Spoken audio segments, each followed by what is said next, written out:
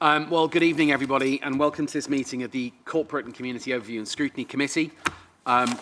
Item 1 on the agenda is apologies for absence.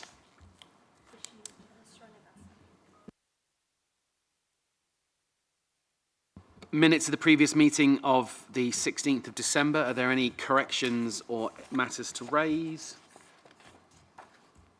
If not, can I have a show of hands? Thank you very much. Declarations of interest. Does anyone have any items to declare interest in tonight? No. We'll take the next 3 items together. Do we have any questions? Okay, so we'll move on to the substantive item on the agenda, but I want to let you know that we're going to have to change the agenda around ever so slightly. And I want to move forward the item in the pack for the elections budget to go before the items on the medium-term financial plan for the consolidated update, because the two kind of flow together. So if we are all okay with that, we will go straight to that item instead and go to the elections budget, which, who's doing this? Over to you, sir, at the very far end of the table. Okay, thank you, Chair. So this is an item, it's item 66, it's on page 57 in your pack. So at your last meeting in December, you asked for some additional information specifically around the £200,000 budget growth for elections. So that's the first part of the report that I'm going to talk about. And then separately to that, but the reason that I wanted to bring it in this report, because you're looking at sort of the council's budget and financial implications. So separate to that is the some information around the local electoral cycle and potential savings that the council could make if it chose at some point in the future to change the current arrangements. So if I start first with the first item, so the £200,000 budget growth, and what I set out in the report is 4 key reasons for the request for growth. And probably the most fundamental reason is that we've had an historical underfunding of the elections budget, which makes up the main reason.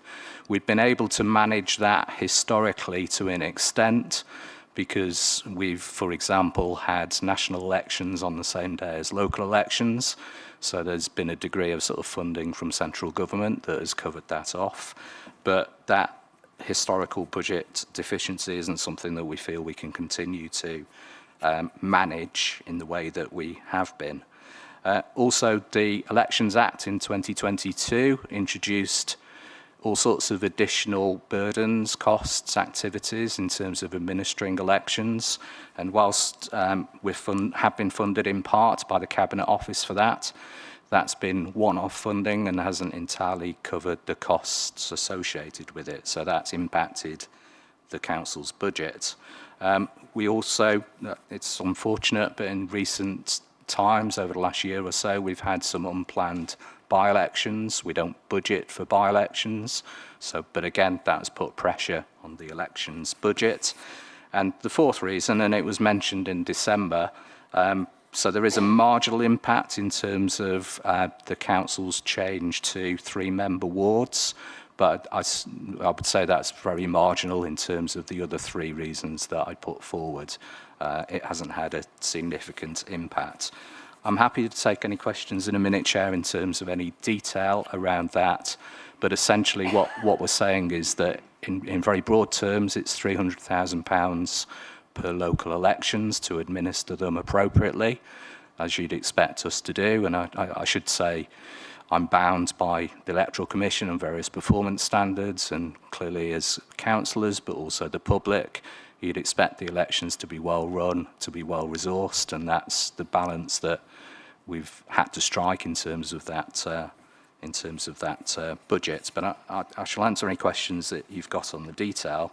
If I could move to the second point then, just briefly.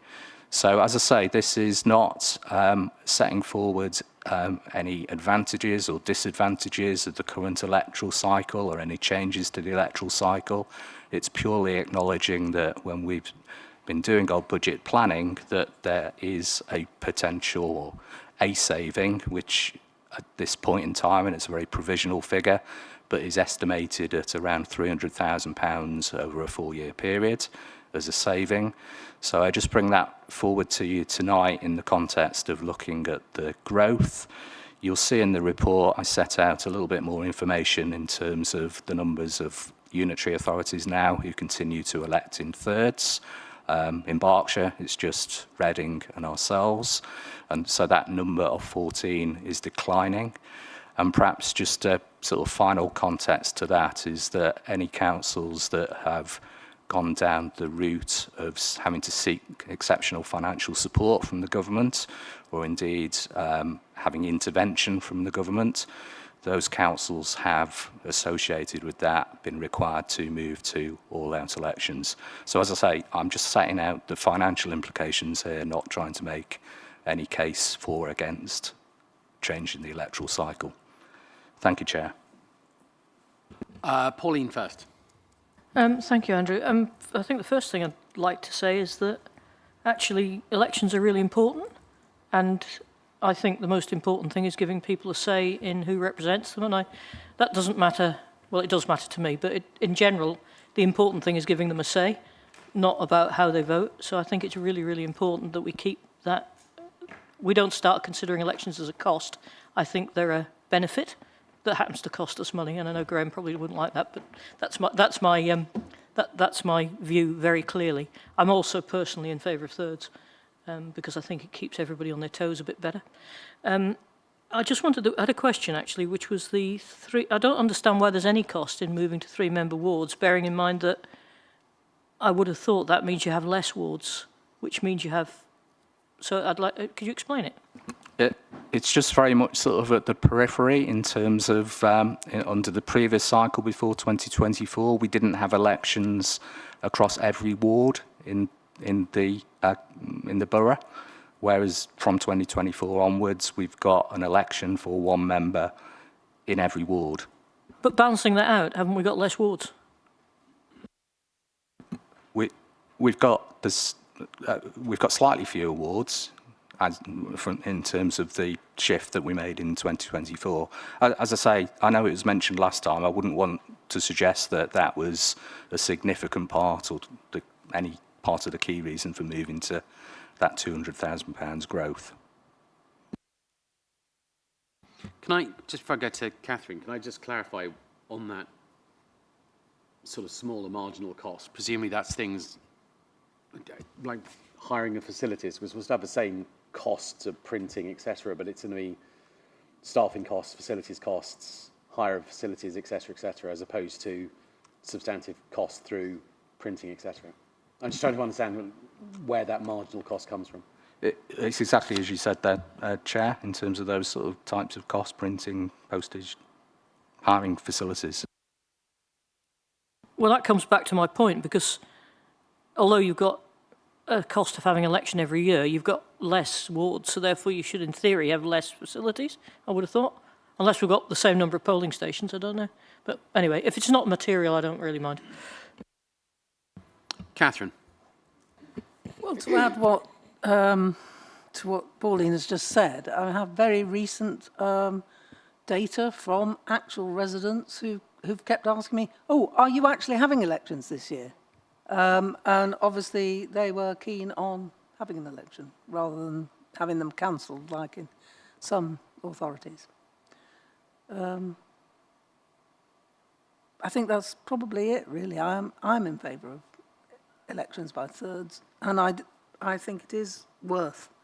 I think it makes us much more accountable, and I think it avoids an enormous turnover of all the councillors. Well, I mean, look at what happened, you know. In 2024, we had a lot of new councillors all at once.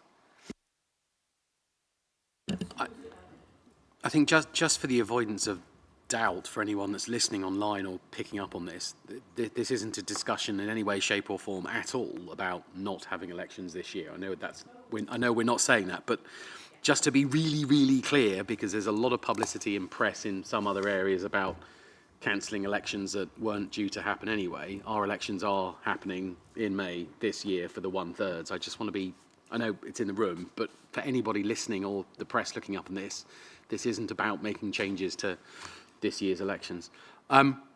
So can we go back to the, any other questions? Oh, sorry, Mary Louise. And then Caroline. Waving at the side here. Thank you. Yes, as a new councillor, I would say they can be net positives in some ways. But I think I would just like to add our support to the idea of maintaining the current system. And also, as far as I understand it, this was brought to council quite recently. I mean, recently within the, sphere of understanding. And my feeling is that if there's a mandate, if it's been stated quite clearly by full council that this is something that is important and needs to be maintained, then that should be that should be factored into any discussion of it. I think before I get an officer response, I think what I would also say here is, I think officers are doing their professional duty in presenting a range of scenarios to us in the current financial situation that the council faces with our funding over the next 3 years. So I think I'd be more surprised if, I can see both sides of the coin about all-outs. I come from an all-out world in the past, but I also support fully the idea of maintaining the third system that we currently have. But I think it's important that officers are just doing their professional duty and putting forward ways for us to save money in the current circumstance. But I don't support moving off it. And I can't remember when the council meeting was when it was decided, but it was before I was a councillor here. Yeah, it was a while ago. It was, I think we were in control at that point. 2022. Yeah, I think. No. Well, yeah, but you say that, Mary-Louise, but you can't bind future councils, or you shouldn't be able to. No, absolutely. No more than you can, Parliament. But you can say that there has been a discussion. And all I'm saying, I completely accept that there is a requirement to look at a range of potential cost savings. But equally, there needs to be taken into account the, past discussions of this issue. It's not like we've never discussed it. Graham, do you want to come back on that? Oh, no, sorry. Thank you, Chair. It's been a very long I'll time. answer Sorry. to any name. Just to reinforce Councillor Hill's point, it's very much a decision for Council. If Council should choose to change the arrangements, it was June 2022. It was an extraordinary meeting of the Council. There's a very set process that a Council would need to go through. But yeah, I'm very clear from an officer perspective that Council would make any decision that it was minded to. Thanks, Andrew. And I said Graham because I'm reading the report and the recommendations, and it's got Graham as the lead officer, and my brain just went into a sideways mode. Caroline. Thank you. And you mentioned the unplanned elections we had. So in the future, are you putting a little bit of money aside in case, if unfortunately it happens again? That would certainly help to manage the situation a little bit better. We haven't made any sort of definitive sort of provision in the £300,000 that we're talking about because there are variables. We're always looking to run the elections as efficiently as we possibly can do. So I think it would help a little bit, but there isn't a sort of definitive annual provision in the budget for unplanned by-elections. Pauline. Isn't that what reserves are for? I would have thought, rather than having little buckets of extra budget all over the place and losing track of it. When I don't know which reserve you'd take it out of, Graham, but I'm sure you could find it. You weren't really expecting me to answer that, were you? Or, well, okay, Oh, I don't know, it'd be quite fun. well, like any other budget line, if there is an unexpected variable adverse, we would seek to deal with it within our constitutional rules, which includes varying from other budgets up to a certain level, and then ultimately coming to executive, which would be a supplementary estimate calling on the general fund reserves. Good answer. Any other questions? So in here then, if there's nothing else, there's two parts to the recommendation on page 57. The first one, then I'm assuming goes back into the revised consolidated update that we got in the pack that assumes we'll move to the extra 200,000. So are we happy to support or note and give our views on the increase of the elections budget line that goes into the budget? We're not approving it, obviously, but in our recommendations and we're considerations of it, are we supportive of that to the exec? Pauline and Ram. Well, as per normal, we don't support, but we've scrutinised it and we can see the logic. I think it's probably the best description. And then on the second item, to note and consider the information on the options of a local election cycle in the context of recommendation 1. Are we happy to note as it stands, but with no change discussed? In which case, then we can move those two items together. All those in favour of the two recommendations? Great, thank you very much. Okay, done. Moving back into the main agenda, and we will go back to page 11 for the medium-term financial plan consolidated update. Graham.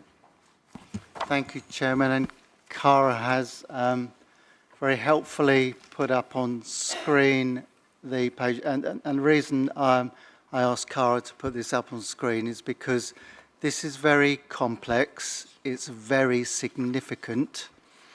And I get an awful lot of questions, and there's lots of confusion, clearly, when I get those questions.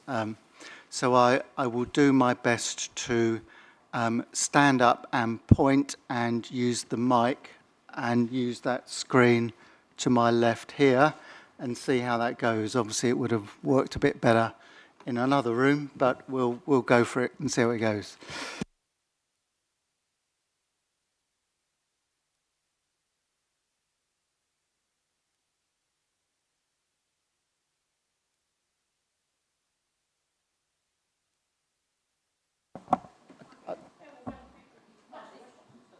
No, that's all right. I'll use this one. Yeah, that's fine. I'll use this one. I don't know if that TV can just come out a little bit without unplugging anything.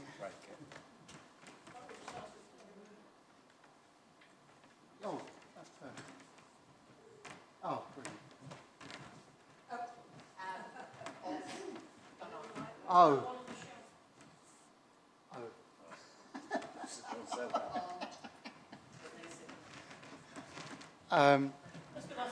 Okay. Or I could use that. Oh, no, we're all right. Yeah, I think that's okay. This is slide 1, and the first line at the top there is the £47 million that was the accumulated. If you add each... if you add each of the 3 years together, comes to the 47 million. So that was, if you counted all 3 years up in terms of lost government support, it would total £47 million.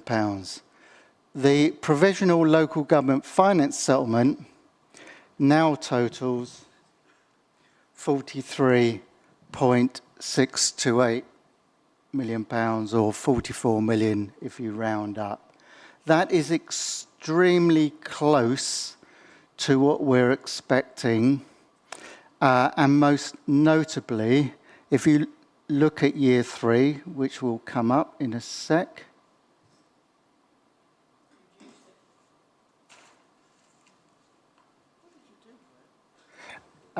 Year 3 shows just shy of £23 million, and year 3 now, if you rounded that up, 22.5 is £23 million. So rounded, they are the same figure. That is the full stark impact of the settlement. It means that £23 million ongoing support by year 3 disappears from this organisation, which is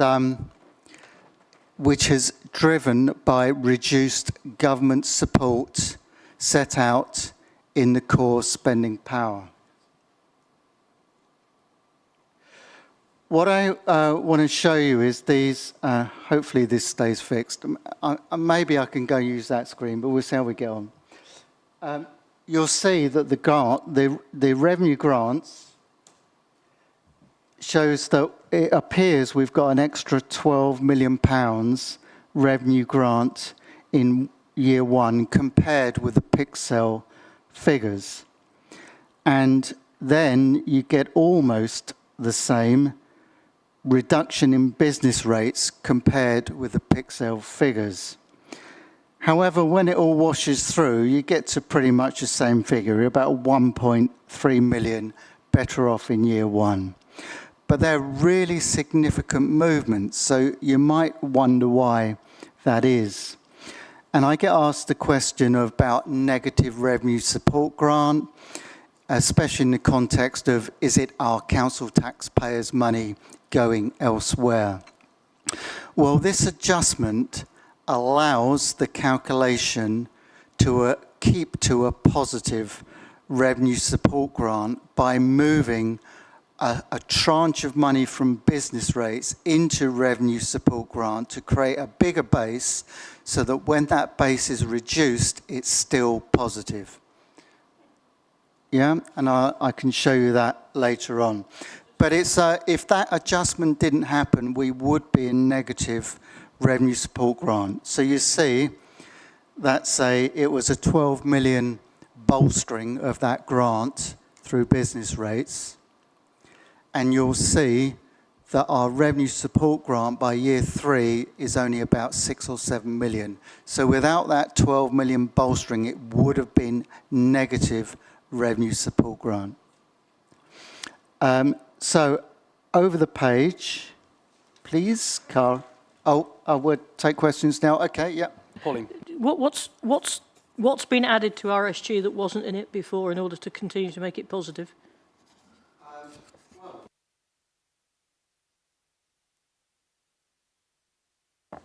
Business rates to the tune of £12 million, plus we'll come to other rolled-in grants.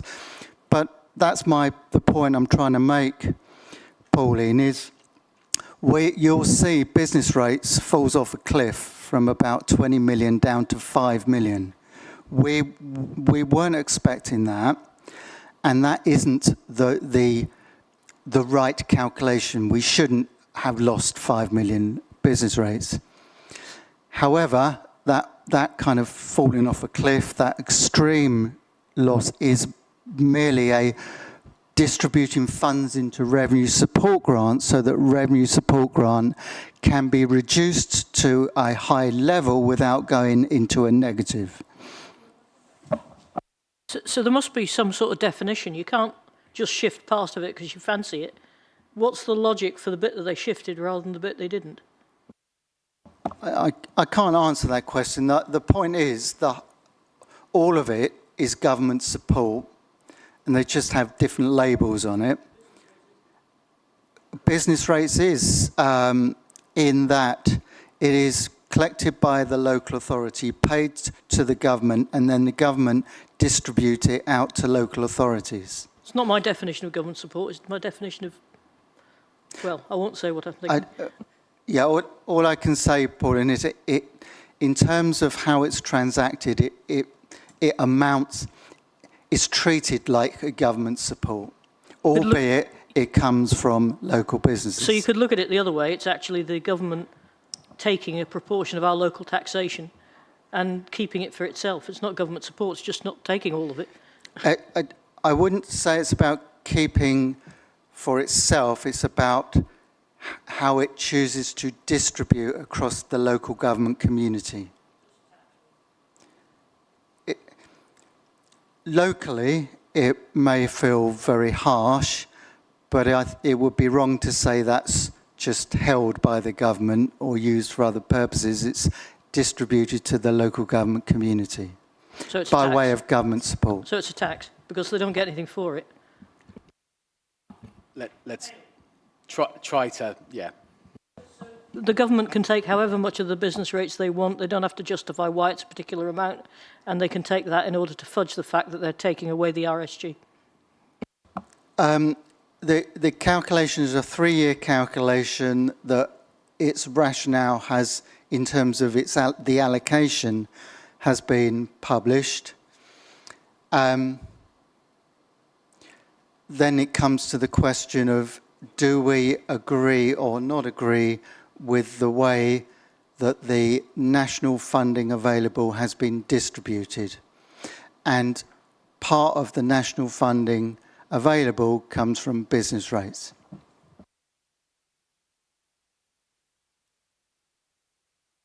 I was just saying which isn't national funding in the first place. So essentially, there's no logic to how much business rates they retain. Is there a rule behind it, or is it just whatever they fancy in order to make the books look better? It's all part of the same calculation. So the calculation nationally is this. The government calculates what they think an authority needs in terms of resources. So it does a resource needs calculation. And in that, they look at adult social care, children's services, homelessness, homeschool transport's in there, highways, etc. So all of these, and they're all published, all of these are the different components that go into, and others, goes into this big national calculation to work out what they think an authority's resource needs are. Now, within those categories, there'll be all sorts of factors of deprivation and length of roads, number of people. All these kind of data sets go into there to arrive at the resource needs calculation for adult social care, children's services, etc., which then arrives at a total resource needs calculation for our local authority and every local authority.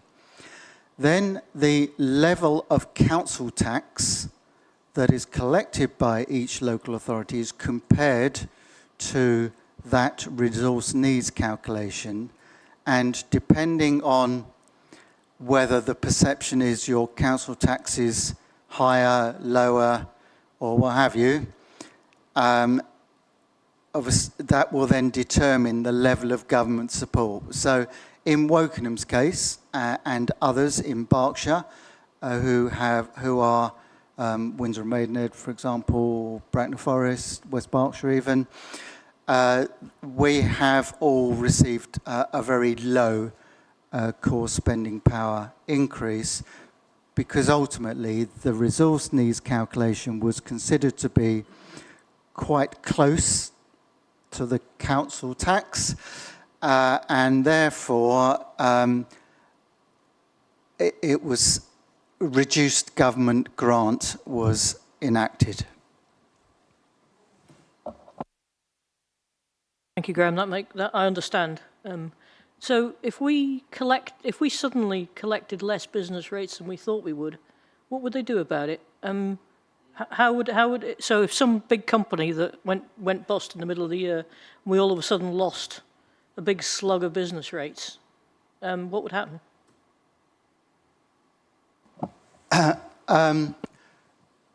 It would depend on the enormity of the loss, but up to a certain safety net, which is in the millions of pounds we would have to lose, we would pick up a percentage of that. I think it would translate to about 20. Depends on other factors of the calculation, but it'd be between 25% and 50% of that could fall on the local authority. To Pauline's point, that was some of the crisis that hit West Berkshire a few years ago when Vodafone moved from West Berkshire to Bracknell Forest, and then the similar impact happened when Vodafone left the local council payments and moved to the central register, and it screwed both councils. Imogen wants to come in on that. We had a problem with the Shinfield Studios last year, and I believe part of it was written off by the government and part of it we had to write off, if I remember rightly. That's correct. We don't bear the full cost, but the specific amount that falls on us depends on the overall calculation, but I would use between 25 and 50%.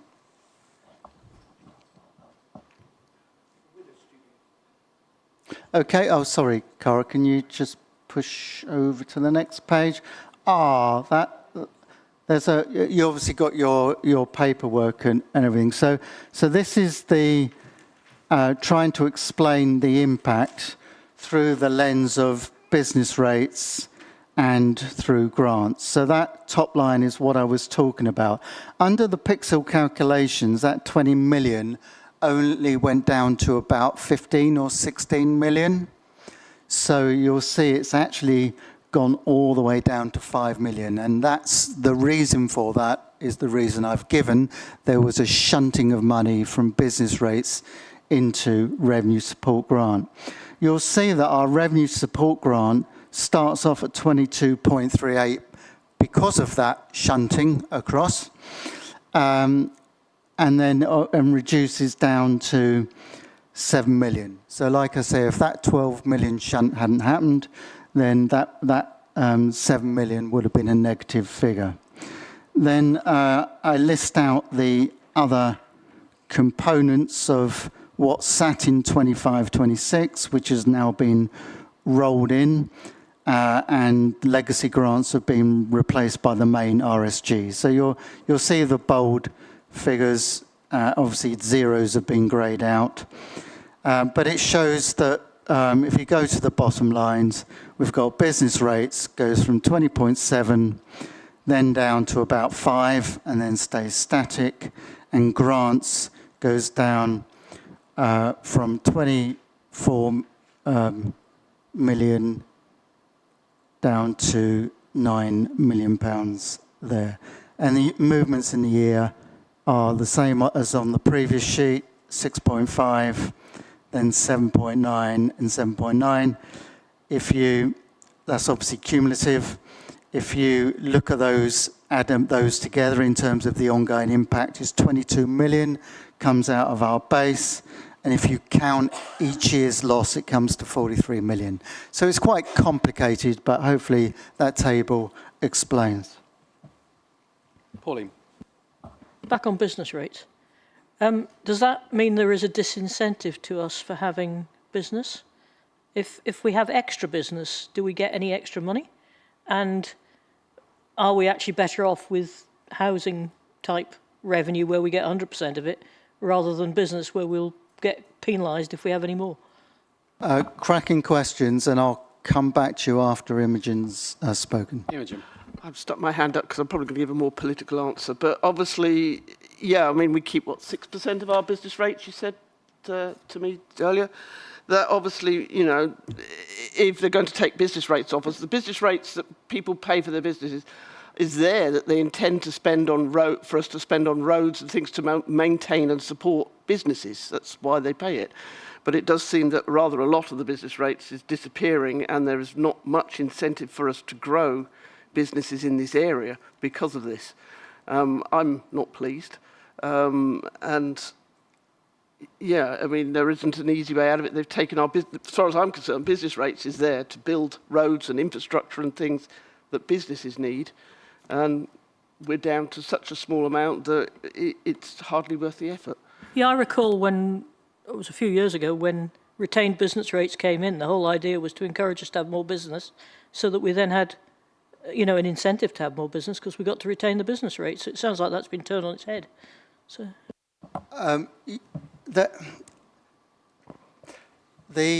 having set the baseline, the new baseline, we will benefit from additional growth in businesses. I'm not saying to the full extent, 100%, but there will be a benefit in expanding our business base. However, it was very clear in the settlement announcement that the government would reserve their right to redistribute at the end of the 3-year settlement. And I think the same is true with housing. So having established a base, if we overachieve, then we will benefit. However, at the end of the 3-year period, the whole redistribution calculation kicks in and all that benefit could be lost. So I would say there's a temporary upside, but there's no permanency.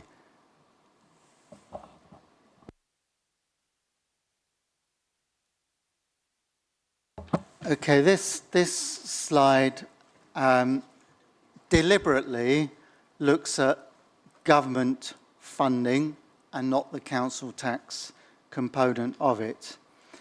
And in all my career in local government finance settlements have only been about whether there's an increase or reduction in government grants. This notion of core spending and bringing council tax has only been in place in terms of terminology for about 4 or 5 years, but in terms of an actual settlement, it has only ever been about increases or decreases in government grant, albeit core spending power has become increasingly socialised. So this idea of bringing council tax in didn't exist maybe beyond 5 years ago.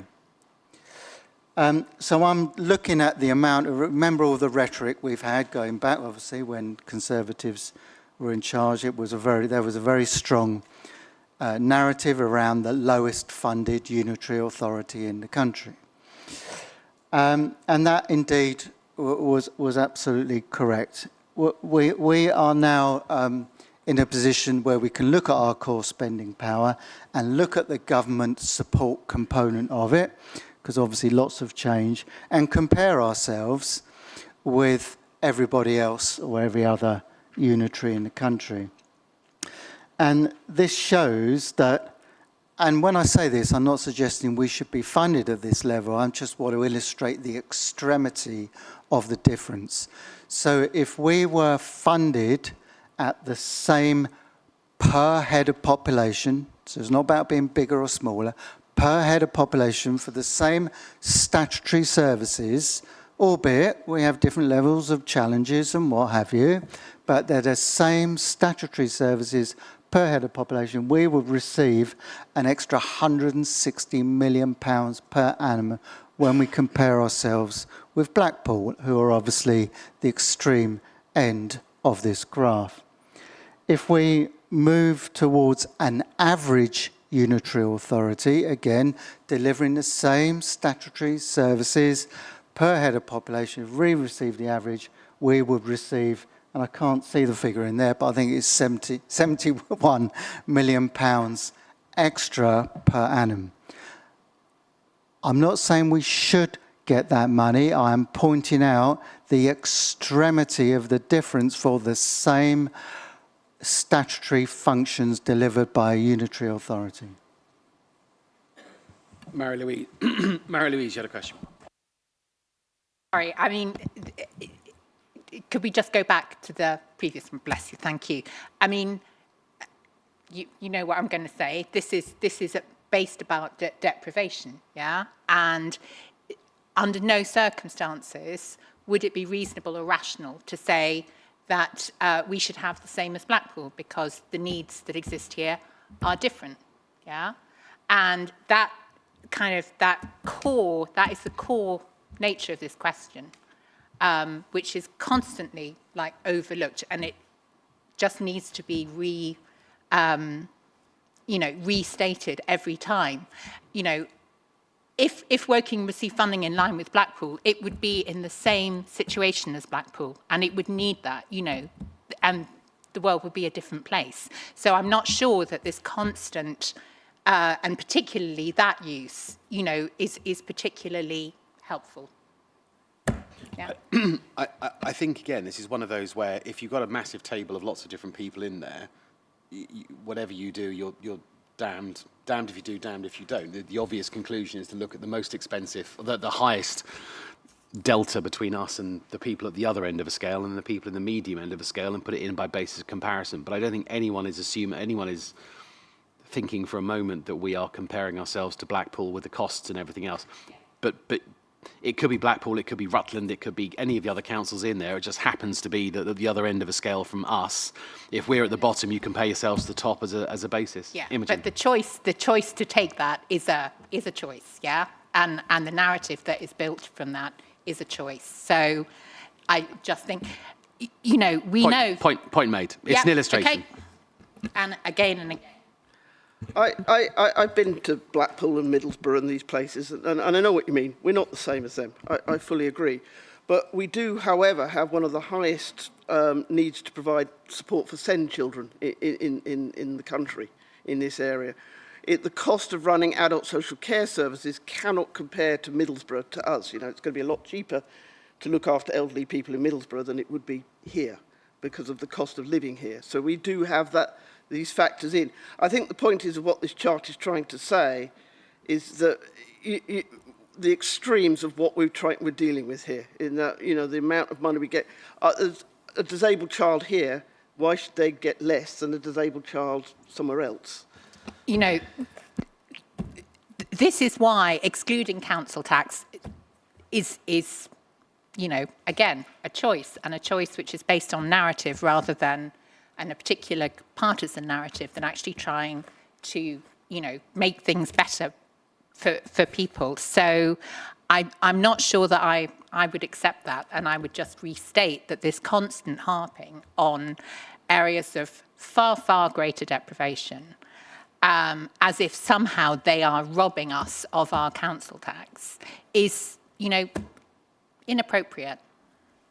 Well, so, I mean, I know this number and the core spending power element has only been, as has been said, this level of focus on this particular metric has only been around for a few years, but there have always been, for 20 years or so of being a council, I look around other experienced councillors, everyone, every year, and every council always makes comparison to their lot compared to everybody else's lot. I get your point, and I get what you're trying to defend, and I'm trying to play a straight bat, but it is just a basis of comparison. If you took it to, do you take it to 12 councils up from our list and compare it to the core spending power of 12 councils or 18 councils up or 9 councils, and it's just a basis. But I get your point. Pauline. Yes, I get your point as well, but I don't agree with it. You can't just look at deprivation. If it was all about deprivation, the fact Blackpool get £1,000 per head would mean Blackpool was a wonderful place to live, but it isn't. It's still got the deprivation. So that amount of funding is not helping it necessarily, as far as I can see. So you need to take into account both the deprivation and also the cost of providing services, and you need to look at both. And I'm not suggesting that somebody who's more deprived shouldn't get more at all. But I'm also saying you should look at how effective they are at turning that into an improvement and how much it costs to actually provide services. It's a more nuanced argument than just they've got nothing, therefore they should have everything. And nobody is saying that, to be fair to me. But also, this is why having core spending power, including council tax, is important, because this is the other side of the thing in terms of spending power. What we have to spend is based on the resources that we can generate. And again, because unsurprisingly, areas of high deprivation, also because, trouble comes not in single spies but in battalions, they also have problems generating resources. And my understanding is that if you included council tax, we're kind of somewhere in the middle. In fact, quite high. Well, I'm not sure. So I think just we could have both, maybe we could have both figures when we discuss this. But again, I'm not sure, the government has put forward and stood an election on using a certain set of indices of deprivation, yeah? And that's what they've used, and that is what it comes out to as us. And I can't see, honestly, that it's going to change particularly. So I'm not sure how this constant. I would like to see particularly that Blackpool comparison, you know, that removed, because I'm not sure that it's either helpful or appropriate. Okay, well, I can understand the different perspectives, and I have a perspective. And I was clear when I introduced this. I, for years and years in local government, lived in a world where only the government grant increased or decreased. It was all about what was the size of your increase in government grant. This notion of bringing in council tax is as a socially constructed notion that has arisen in the last 4, 5, 6 years and has actually been enacted for the first time ever in this year now, or for this next 3 years. And it gives us by far and away the worst government settlement we have ever had in our history. I feel the need to bring that to your attention. And for me, it's not of interest of the politics. It is a statement of fact from your Chief Finance Officer that our reduction in government grant is at a magnitude we have never experienced. And to have that 3 years running, landing at 22 million coming out of our core government grant support, I just would not have believed it if someone would have said that to me a year ago. And I need to press that point home to you, to us. I make no apologies of giving this through the lens of government support. And of course, part of my job is to try to lever in as much government support as I can and argue the case for Wokingham Borough Council. And I passionately do not believe in the formula. And we've also responded to the consultation saying where the formula is flawed. There is no perfect science to a formula. What percentage do you give to deprivation? What percentage do you give free school meals? What percentage to children? And the whole thing goes in. And interestingly, the formula was changed from the initial consultation to the provisional settlement based on a calculation around recovery grant, which took millions and millions out of some Berkshire authorities. Now, why was it okay one way and then okay another way? So it's not a perfect science. It's only ever a blunt instrument and therefore should only ever be used as a guide. If it's used as a truth, then what we're saying is this spreadsheet that has all these different subjective judgments that could be viewed in different ways is a truth, and we get to that truth. That's what I find really difficult to come to terms with. In all the previous years of settlements, they've only been about marginal changes in government support as opposed to this fundamental redistribution that ultimately takes 22 million government grant out of our base and obviously has similar big impacts on other authorities. We're not alone. It's created a massive sway of winners and losers when local government financing has tended to be incremental adjustments in grant as opposed to a big redistribution. In that social construction, I also struggle with is where's fees and charges? Why did we just pick council tax and not introduce fees and charges? Because authorities have another big income stream on fees, and they're very different across the local government community. But for some reason, they're not in there because that isn't the socially constructed calculation. So I guess that's why I am... by all means, we can do a core spending power comparison, but I'm still keen to show the difference in government support grant that we get compared with other authorities, because that's the extra money that comes in to this council. The rest we generate ourselves. Can I, before you move on to the next section, I've got Jane had a question, and then back on Pauline. It was a comment more than a question. I am a big believer, always have been, always will be, in equal and fair opportunities for all, wherever you live. However, I'm elected by the residents of Wokingham to support the residents of Wokingham, and I personally think it would be a dereliction of my duty not to be concerned by that number. And I sit on children's services and I hear the horror stories around SEND and children not getting the support they need and deserve. And so I don't see that I can sit here and go, yes, Blackpool deserves a lot more money.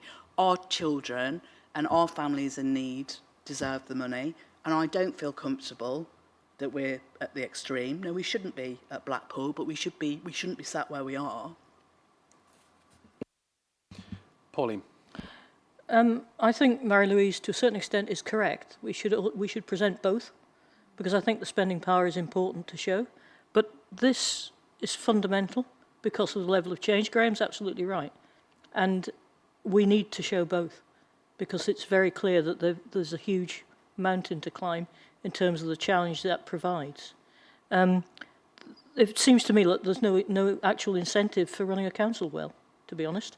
Because if you run it well, all you do is get clobbered by somebody to give the money to somebody who doesn't run it well. So which they don't solve.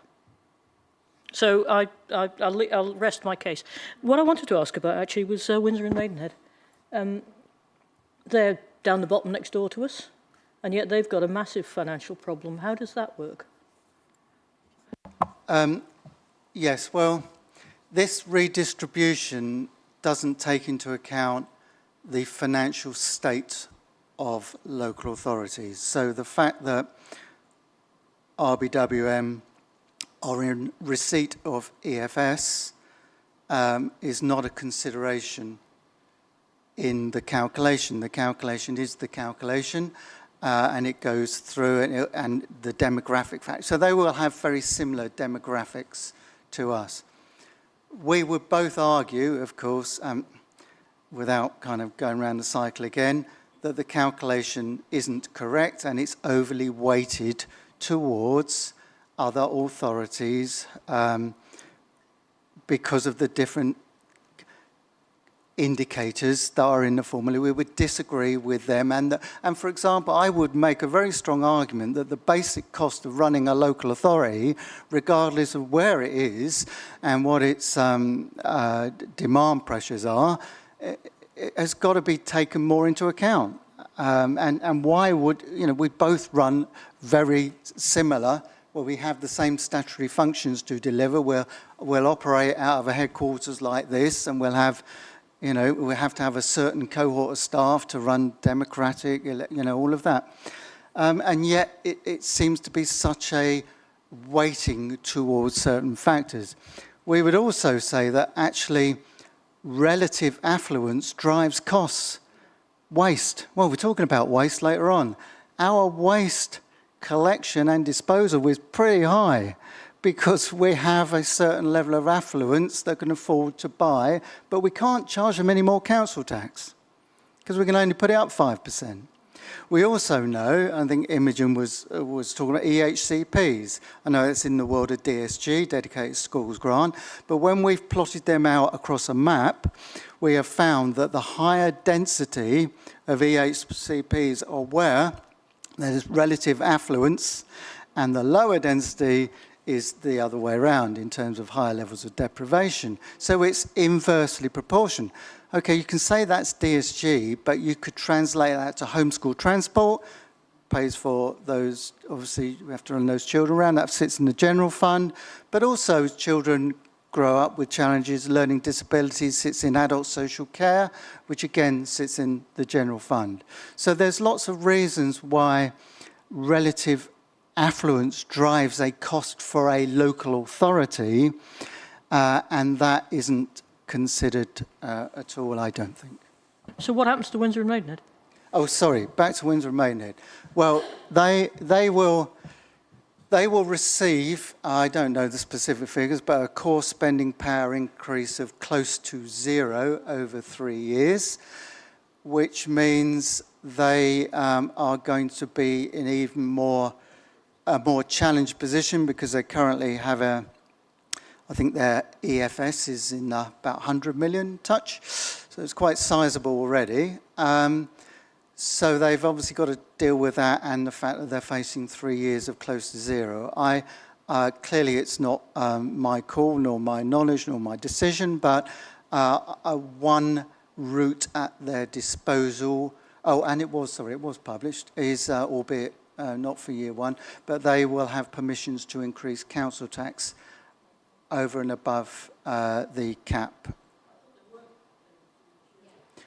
Not year one, but year two and year three. They asked for 25%, I mean, which has to be seen in the context that they kept it down, you know, there are historical reasons for this. And I think my understanding was it was 8.99 something or 9% or something like that, that they have been allowed to raise it. And that's partly to do with this, again, to look at, as you say, and core spending power, including fees, charges, council tax, everything has to be considered. So they're not being allowed to increase it in year one, but they will be allowed to increase it by more than the cap in years 2 and 3. Okay. Dave. I agree with you, Graham, largely on a lot of what you said. I think that this is a very unjust settlement. But I'm interested to know, from a National Forum perspective, what our 2 MPs have done and how they're supporting us in trying to help get more funding for this borough. And do they agree with us? Yeah. Just verging on the side of trying to keep us off politics from officers. Yeah, Imogen, do you want to have... Sorry, I was going to say... I'm aware that Clive has been lobbying on the local government finance settlement, trying to get us a better deal. Obviously, it's shifted a bit, but not as much as we like. I know that Yuan Yang is aware of what's been going on, but I don't know how much involvement she has had. Yeah, maybe Mary-Louise will know better than me. Yes, I don't want this to get into a discussion of, but I mean, Yuan has been quite vocal in supporting the, it's gone out of my head now, the smoothing mechanism that was talked about, the transition, yes. So I think she spoke quite so about that, which is not to say, you know, there's still the fundamental thing about the redistribution. But yeah, she has been active, I know, because I've spoken. Again, you know, this is maybe something that, you know, the MPs themselves could speak to rather than us here. From what I can gather, both MPs have been doing what they can. Yeah.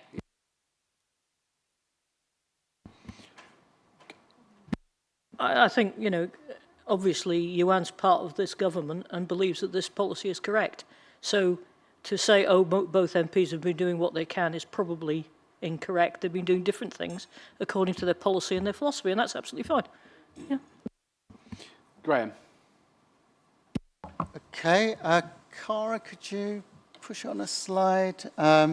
Okay, so what there's a lot of talk about what is your core spending power, and figures have changed because the types of grants rolled in, etc., has evolved with this settlement. So this is on the website. Pretty much, well, everything I've produced you could track on the website somewhere. So that shows that our core spending power in total, if you look at those lines, is 187 million this year, goes to 190, 193 and 196, which are if you look at the percentages, 1.8% increase, then 1.4, and then 1 point something. I believe our real terms increases, and in fact, at a seminar, the government, MHCLG, stated real terms increases 5%, then plus 6%, then plus 7%, because they were the calculations being put into the recovery grant. Well, you can see that doesn't come anywhere near that on that base of almost 200 million. So that means, of course, it means that our council tax is used to restore the grant reduction, which means the council tax is not available in the same way as it would have been to fund services. Okay, and what I've listed there is a list of all the grants that were in 25-26. So if you went into the core spending power in 25-26, you would see all of those grants. They have now been merged into those top lines there. So 3 of them continue, obviously the main one being the RSG, where you see all of those, that 15 million has been merged in, plus the 11 million shift in business rates, and then a reduction to get down to 22 million. Okay, so 25-26, we have 15.7 million pounds worth of grants, which were rolled in to 26-27. So you go, oh, haven't we done well? We've gone from 15.7 to 22.4. But remember the previous slide where I said that about 11 million have been transferred from business rates into grants. Then if you add that, say, 12 million to the, called it 16, you get 28. So we kind of have a base like 28, roughly 28. And then that goes down to 22.4. So on the face of it, it looks like an increase. But if you take the 15.7, add back in that shift of business rates transferring in, and then accept a step-down reduction, you'll get down to 22 million.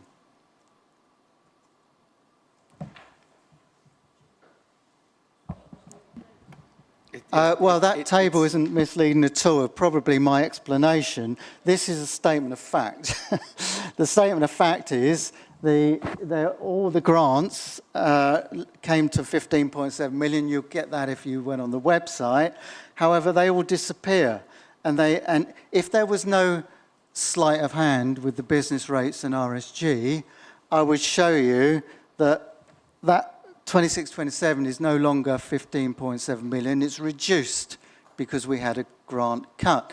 However, I'm not showing that to you because of this shift between business rates and RSG. I haven't done the full reconciliation. I was just trying to explain to you what looks odd is that 15.7 million has gone up to 22, but I'm saying government support has reduced. Well, it hasn't on that line because of the shift from business rates into this line.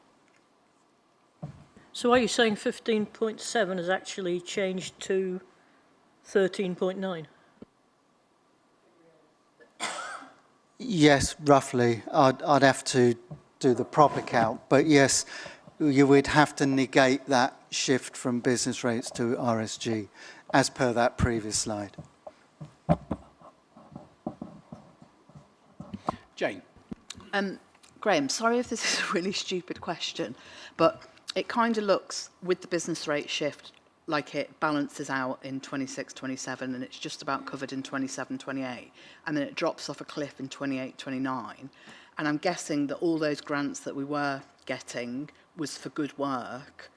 What's the impact going to be by the time we get to 28-29? Because the money's not there, is it? Is that stupid? Am I asking a stupid question? No, it's not at all. I think it's the best way to show it is in the round. But I'll start off here. So this figure here, the 15.7 million. If I adjusted it like for like without that kind of shift between business rates and RSG, that would be, say, 27 million, something like that, which shows in 25-26, which shows it comes down by so it actually comes down in equal stages. So it would probably be near about 29 million, comes down to 22, comes down to 14, comes down to 7. All that grant is funding all of our core services. So all of our adult social care, children's services, environmental services, etc., everything that we spend on an ongoing basis across the council, that grant is funding that.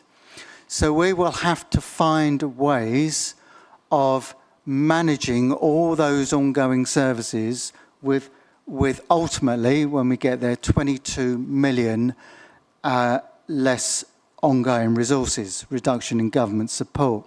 It's probably best, Carif, so if you could just nip back a couple of slides. Oh, yeah, sorry, keep going. Oh, yes, that, oh, sorry, no, one more, one forward. Oh, no, that's it. So really, this is the full picture. So what I'm doing is like spotlighting little parts of the picture. It's very complicated. But this is when it's all brought together, called total business rates and grants. And that's the key thing. So business rates coming back is government support. Whether you like that description or not, that's what it is in the core spending power world, as is government grant. So the real figure, when you bring in, all I was doing was, Jane was just picking out one of those lines, if you see the line. But if you add it all together, that really overcomes the kind of the moving between categories. And that's what it really is. So at 25, 26, 37 million becomes 30 million, becomes 22 million, becomes 14. So you'll see that we lose about 7 million each and every year. So year one, we lose 7 million, then another 7 million, then another 7 million, which is by year three, we're losing an ongoing 22 million in government support, whether you call it business rates, or revenue support grant, it makes no difference. It all just comes into our general funding pot. And I suppose for me, it looked worse when you see the breakdown of activity and work that's not going to be funded. That's a harder chart to see, that one a few down. Yes, well, it amounts to, that was kind of just trying to be, clearer about how that was made up. And it's no secret, it's out there, it's on the website. But it was, it amounts to the same thing. It's less resources available for all those things we do, some of which you'll see kind of pointed out in those specific grants. Just before we move on, because and I'm going to jump in. 25-26 is 15.744 million. So I think I'm on page 19, the next slide back over. If you look at that 15.744, and I know then we go into the smoky mirrors of how they've redistributed everything and moved things around so it doesn't look quite as bleak as it is, or tried to. If you look at that 15.744, 80% of that 15.744 comes from 4 specific grant lines. So employee national insurance contributions grant, market sustainability and improvement, the new homes bonus, and the biggest one is the social care grant. If you look at the 15.744, excuse me, if you look at that 15.744 and that one line of the social care grant, that's 52% of that grant is just on the social care grant element. So if you then forward that to 28, 29, and we've dropped down to 9.3, there's massive there's massive reductions in that are going to have absolutely profound impact on the service delivery we have. And people should be under no illusion of the profound impact that this is going to have and the tough job that officers are going to have in balancing this out. But just that one line on the social care grant alone, it's 52% of our grant now, and it's 8 million, or just over 8.1 million. And in 28, 29, our total grant pot's 9.3 million of all those lines added together. So whichever way you look at it, all of those kind of massive elements of support that we get in, children's social care prevention, children families, the family help grant, rough sleeping grant, all of those grant lines are just all massively, massively squeezed because of the way that the government has decided to publish our 3-year fairer fund. And it's not fairer funding. I'm not going to have the argument about Blackpool or Middlesbrough or anywhere else. But this borough is being disproportionately hit. And the choices that we're going to have to make as a body collective, irrespective of our own party, the choices that we have to make are insane. And I've been doing this for 20 years. I look around the room and there's people with as much experience. In echoing your words, I have never seen anything so dire coming from government towards local government in the 20-odd years I've been doing this, it is horrendous. And there is absolutely no way of sugarcoating this. This is an absolutely horrendous settlement for this borough from this government. And I don't care about the measures of deprivation. I mean, I care passionately about the people that suffer from, that are in that.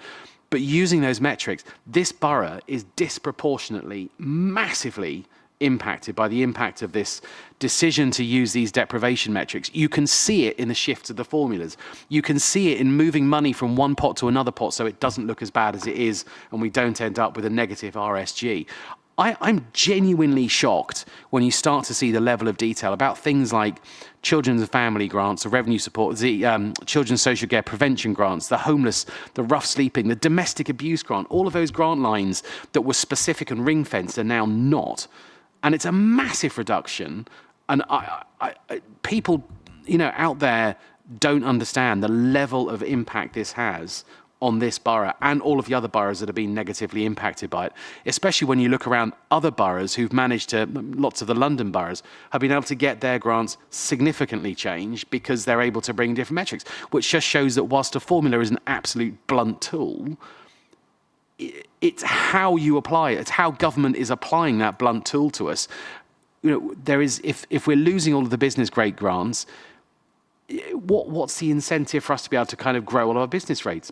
It is an absolute nightmare, and I have never, in 20 years of doing this, I have never seen such a horrendous settlement on local government as I have in this set of papers tonight. And I'm grateful for the way that you're trying to present something that is incredibly complex in this way, and it's a lot to take in. So I've stepped in because when you look at it, just that one grant alone, the social care grant, which is 52% of our current grant funding, and that goes from 15,744 now at its 52%, and it drops to 9.3 million overall, and we lose all that ring fencing and all those. This is horrific. I'm not asking necessarily for a comment, but it is horrific, truly horrific. I'll rant over now. Caroline. Oh, sorry. I was going to come. So I know you didn't ask for comment, but can I? Because you raised, there's a really important point in there, is that on the one hand, you'll have the, where's the adult social care? What's the health? The Department of Health saying adult social care for Wokingham Borough, its grant has gone up by, and clearly the community will see that, and obviously care community, and will be thinking, that's good, there's been extra money put into Wokingham in terms of the adult social care. However, it all gets lost, it all gets taken away through this calculation here. So whatever you point and look at, you're just looking at one part of a jigsaw that arrives at the same answer, is our government support reduces by 6.6 million, and then a further 7.9, and then a further 7.9, meaning 22 million is lost. Despite any rhetoric of pointing to single lines of they've gone up, it doesn't matter, they've all lost if they're part of CSP. Caroline, I think was next. Thank you. Thank you. I'm not sure you can answer this, but the news tonight said we got inflation at 3.2. If it goes up high like it has been in the past, can we apply for more money, or do we just have to just swallow it somehow?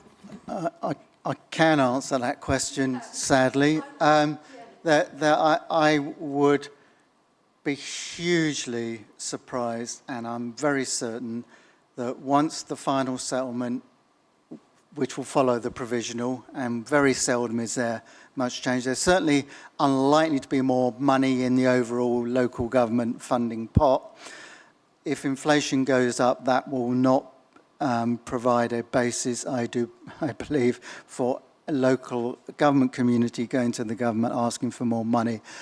The only opportunity to get more money because of things like inflation or whatever would be making representations next year. So although it's a 3-year settlement, there will be the usual annual process, and that will be the opportunity for voices to be heard, hopefully. Pauline, and then we'll move on. Thank you. Just a bit of further bad news, I think, Mark. When you're looking at all of these grants, the Employer National Insurance Contributions grant is also not actually a grant at all. All it does is pay for an extra tax that the government have taxed us with. So if you think we're getting money for that, we're not. It's just another bill. So not only are we getting hit on funding, but we're also getting hit with extra tax through our employers' national insurance. So you might think it's, yeah, you painted a dire picture. It wasn't quite dire enough. Second question, well, second point, when you get to 9.366, Graham, the final year, the 28-29 total, if you take 11 million off that, it becomes minus 1.7. How does that work? Does the government take more of our business rates off us, or what? So that was one question. So if you look at the funding in that other table, the other one that you were at that I didn't understand. Keep going. So in order to understand that 15 to 24 is not good use, you have to take the 11 million off, yeah? The 11 million that comes from the business rates. Right, what I was saying, if there hadn't been that shuffle of money from business rates, I know. Yes, then that 22 million would be, say, 11 million. Well, that's what I'm saying. So that 24 million on the bottom would have been actually 13.9. Correct. So the next one would have been 7.4. Yes. So the next one would have been minus 1.7. How can it be minus 1.7? Where does that 1.7 come from if the amount of business rates they're taking remains at 11, is the first question. And the second question is, how much are the government overall, across local government, increasing the government grant to local government from this year? Because I believe it's 1%. And if it's 1%, that's not even enough for inflation. So all this statements about how wonderful they're doing in terms of funding all these deprived areas is just rubbish, because they're not even giving councils as a whole inflation, as far as I understand it. Could you just confirm that? Right. I think I now know how to answer your first question. Right. So it's best to look at the top line, because the other lines just stay flat. But if you look at that top line, if that 22 million was, say, 11 million, then it would reduce by 7 million down to 4. And then it will reduce by another 7 million to about minus 3, minus 4 million, which was the very point I was making. It was only because of that shifting from business rates to revenue support grant that stopped the revenue support grant going into a minus figure in year 3. Now you would answer, and then your question is, well, where does that money come from? Well, if that was a negative RSG, it would have to effectively be coming from the council taxpayer, because there's nowhere else. So can you confirm or deny that the total grants, including, if you discount the business rate fiddle, actually become negative, or do they not? Or is it just that the amount of money from business rates reduces over time and therefore they never actually get negative? Sorry, can you say that question again, please? So if you take all this smoke and mirrors about the 11 million redistribution of business rates out of all these figures and just look at the grants under the current structure, they go down. If you take the 11 million out, so they go down to, as we said, 13.9. What's our total grants if you take out that business rate fudge in 28-29? About minus 3 or 4 million. I'd have to clarify. Basically, it would be going back to Pixel's model, whereby we only really suffered, or should have suffered, £4 or £5 million reduction, but it was, yeah, it was about 10, 11 million pounds more. But it's effectively taking 11 million off of that 7, so you get to about minus 4 million, I would say. That line that says fair funding RSG, without that redistribution, would have been about minus 4 million. So we will get no grants and council tax will have to be redistributed in 28-29. Is that what you're saying? No? I think sorry, I'm jumping. Sorry, either council, sorry. If you forget about the fiddle with business rates, the net result of all that is that we end up with negative grants and negative RSG if you use a like-for-like comparison. It's just the fact they've changed the way they look at it in order to avoid having a like-for-like comparison. So come on to the final question, which was how much of government actually increased local government spending by this year? I think it was £1.3 billion. I need to check, but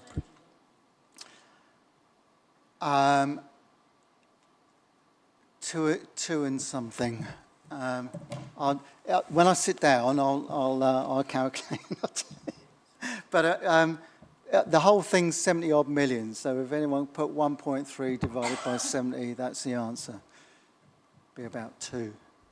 So the answer is less than inflation. Yes. Yeah. What's inflation's running at what 3.5? And looking at the table that you showed up on, I can't remember which slide it was on, but the next 3 years, the increase year on year as a percentage also looks like it's below any measure of inflation that the Bank of England's forecasting anyway. So it's a redistribution, it's fairer funding. We're losing the 22 million and some, and the increase that we're getting isn't going to keep up with inflation anyway. So it's double, triple, quadruple, whatever level of whammy you're looking at. So to come back, and I will be political now, this munificent government has reduced council's funding by has not increased council funding across the country to keep pace with the inflation that they've driven into the economy. I rest my case. Okay, so if we go to I think the final slide now, because I think that kind of is the, oh no, sorry, it's not the final. Was that the next one, Cara, was it? I'm sure you're right. It wasn't, yeah, okay, thank you. Right, this is just the small adjustments. We've obviously brought all the different growth and savings bids to you. So the first 2 lines are saying that those 2 growth bids, that both in P&G, one will be accommodated within the overall existing budgets, being the first one, so that growth bid gets removed, which is obviously very helpful. And the next line is about a timing realignment, so you'll see there's only a reduction in year 1, and therefore it's recognising that we're not expecting to spend that level of money in year 1. It is not removing the item altogether. The final line is reflecting a reduction in the corporate savings target that we said we needed to create in order to balance the budget. We're saying that's 455k lower now as a result, because we were using the Pixel figures, and obviously the figures have changed. So we got a little bit of grace in year 1 and year 2. So that reduces that savings corporate savings target to about 250k. That's fairly trifling in the grand scheme of things, but that's just to give you a audit trail of where we're at. Then over the page, this is an important and very helpful development, is that the DfE wrote to our DCS in December saying, because we have been increasingly concerned about the delivery of the 2 free schools, and have given us the option to receive £6 million per school as opposed to have 1 built, or 2 built, should I say. If they were going to be built, we would have no certainty of actual delivery, and if we felt confident about delivery, we'd have definitely no certainty about timing, and we need to get on and do things quickly. So to be able to secure resources ourselves and deliver those in accordance with the send sufficiency strategy is clearly our intention, and Emma needs to write to the DfE to take that I believe by the end of this month, or it goes. So this is basically saying our MTFP will have a line in the capital programme of £12.96 million for send sufficiency, and 12 million of that is this additional grant as opposed to build the school, and the rest was already in the budget in the first place. Over the page, please, Cara. So this is kind of like the culmination of things, and obviously I'm standing in the way of the very final figure, which is about £20 million. There's some really important components to this, and I'll start with. So you'll know that I've talked about the 22 million.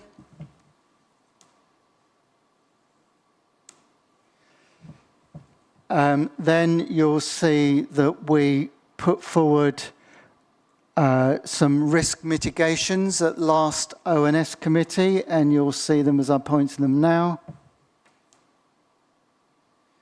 And that shows that savings target reducing from 700k to 245.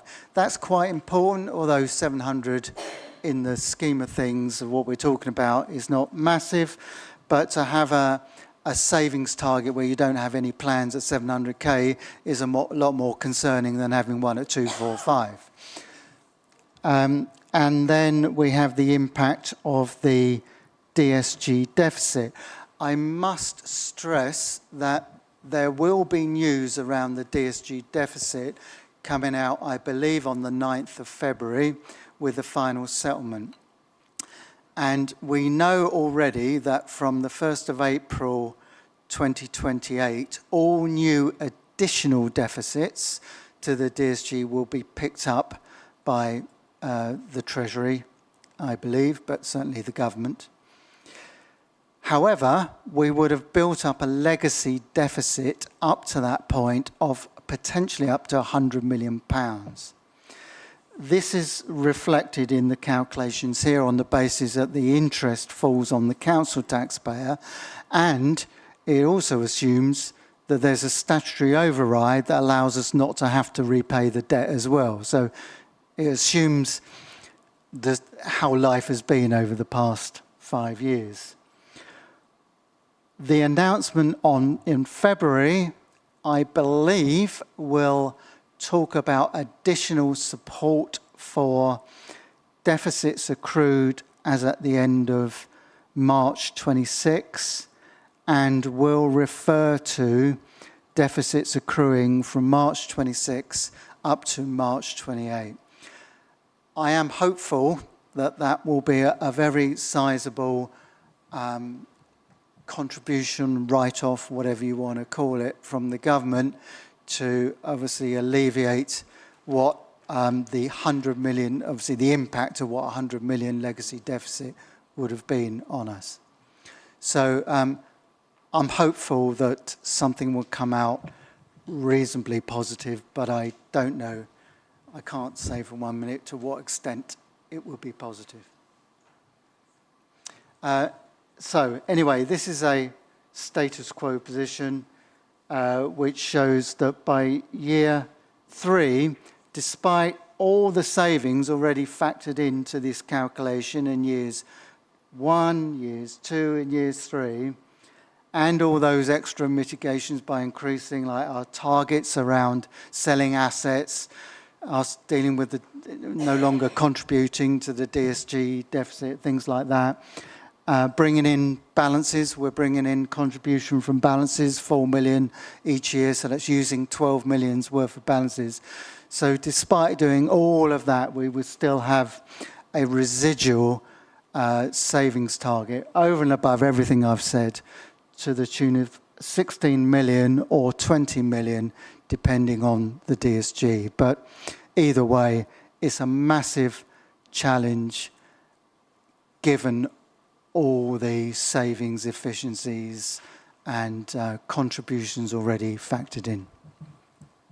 And that really is, we talked about what does it mean, it's tough, it's stark, well, that's what it means in numbers terms.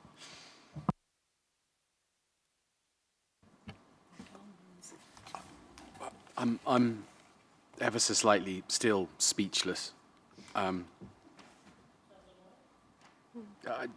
mean, it's you know, even when you get down to the end of it and go, it's still between an additional 16 to 20 million of savings to find as a result, with everything else going on. I mean, obviously we await the much delayed impact of what how we're going to deal with the DSG deficit, how we're going to deal with that for most people not understanding it outside of the chamber, and the impact that's going to have. I mean,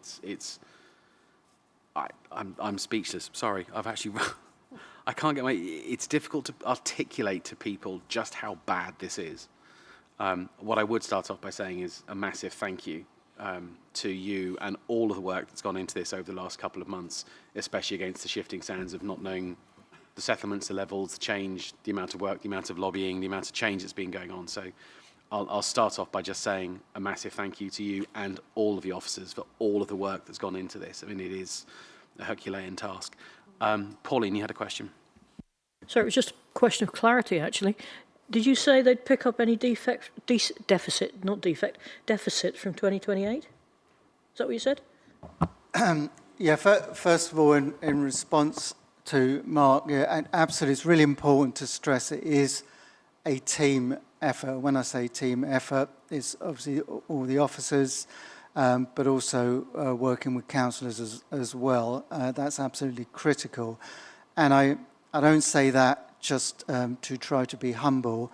I say that in the context of we've got 20 million gap to find and we've got to do it together, and there's no way that one single person can do that on their own. So it's kind of that real need for the collective kind of rally to get behind. What actually is quite, I guess I find quite hard to digest, would have used the words galling, I suppose, is that line up here shows that we were there.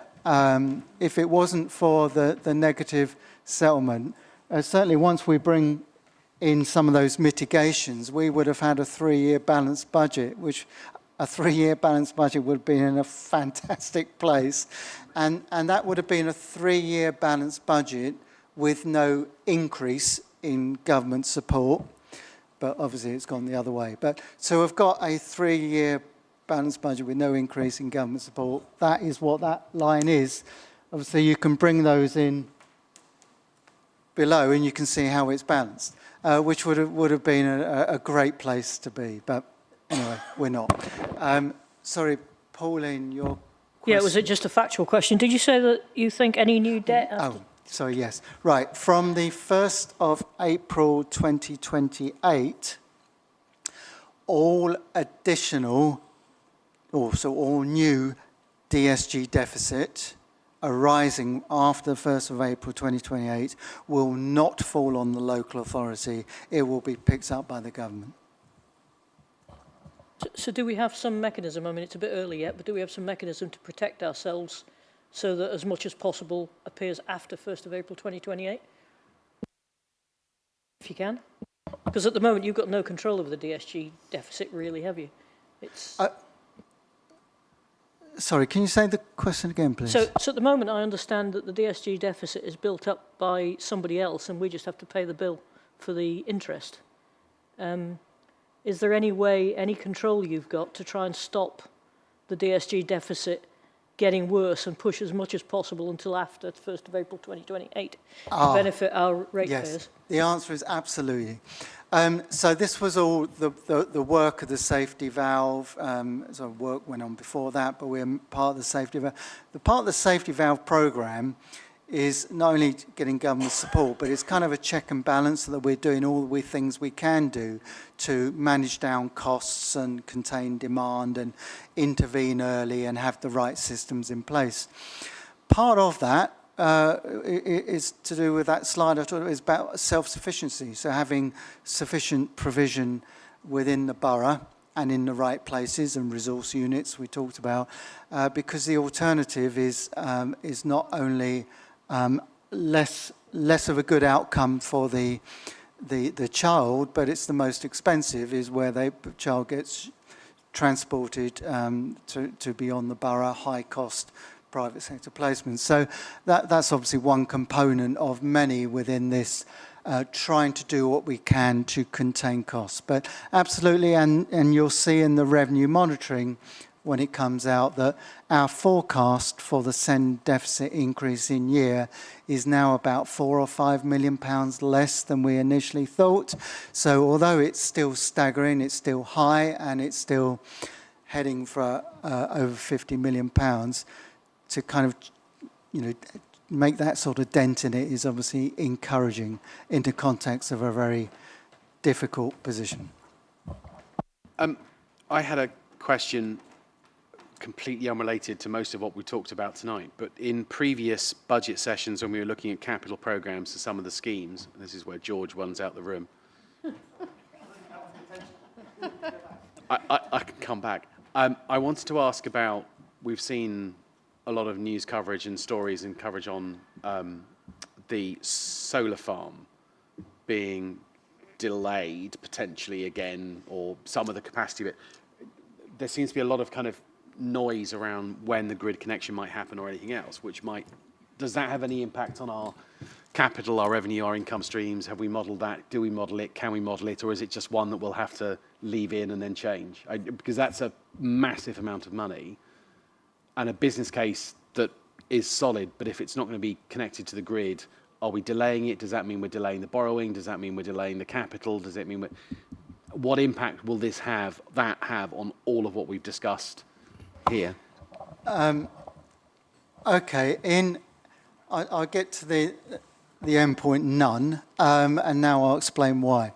So in terms of capital, the capital is paid for by the income it's generating. So if that didn't happen, it wouldn't be in the capital programme. So therefore, it's an additional capital expenditure line, obviously in a previous capital programme, but it's not funded by the council taxpayer or anywhere else, it's funded by itself. So capital is, although it's a big figure, it pays for itself, and therefore you either put it in or take it away. Then you move to the revenue position, and we have introduced it for some years now. Obviously, this scheme should have happened some time ago, and there is an ongoing credit assumption of £1 million.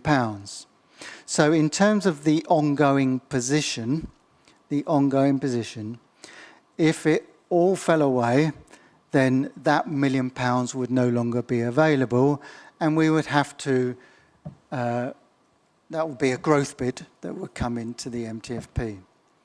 However, we do not know, just like so many of those budget lines that you would have looked at over the past months, we don't know what they'll be. There's risk contained in almost every line.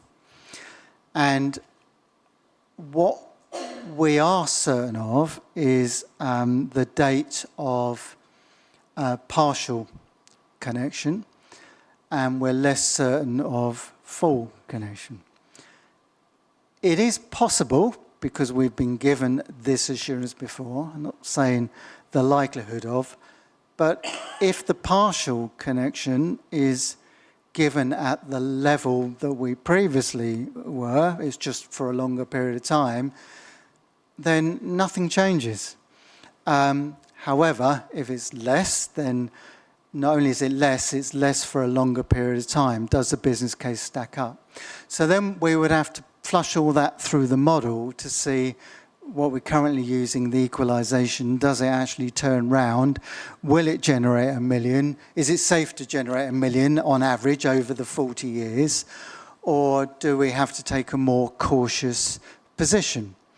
And if we do, it may be, is the answer 700k as opposed to £1 million or what have you? So there's so many different components and unknowns and variables. Is all I can do is say it's a risk that obviously we and I have no reason to say I must introduce that as a growth bid right now, because that might be wholly unnecessary. I mean, the danger with some of this is if one takes a risk-averse position, I'm not suggesting you are saying that, but if one does, I'm just talking about the practice of budgeting, I suppose, then that could then generate a whole set of cost reductions, efficiencies, cuts, or what have you, that transpire not to be necessary. So that's one of the dichotomies of setting budgets. So they need to be challenging, and they will contain risk. And probably the worst budget is to set one that's overly cautious, because it can generate all sorts of impacts on the community and the council that may not transpire to be necessary. Thanks. And just to be clear, I'm saying it not in the context of having a debate about the solar farm or anything else, but it's just because this committee has done the consolidation of all the budgets from all of the sections, which obviously this one's in. Any more questions?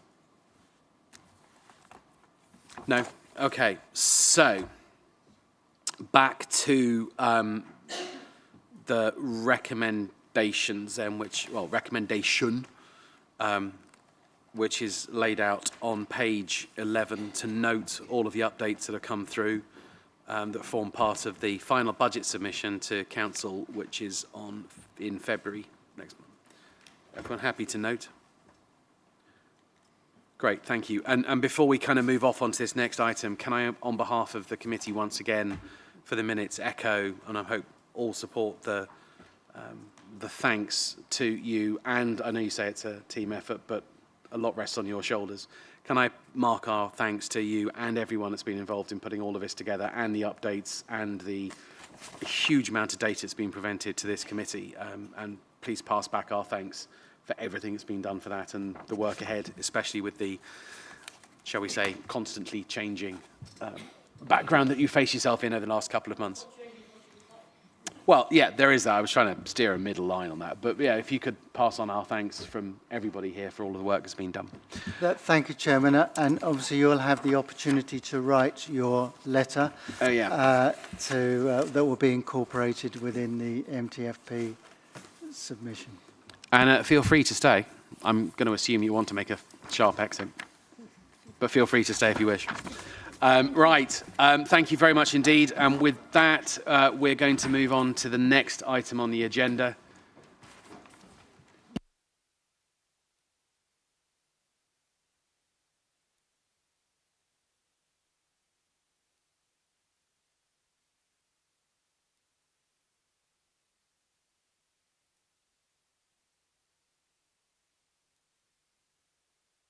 Very impressive.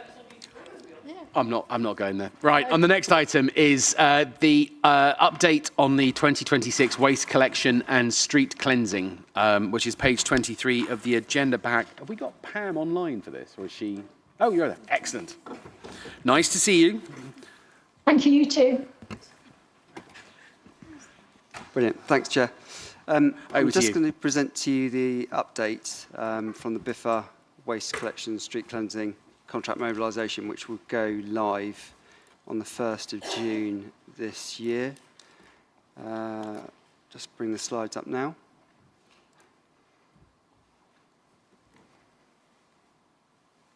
Okay.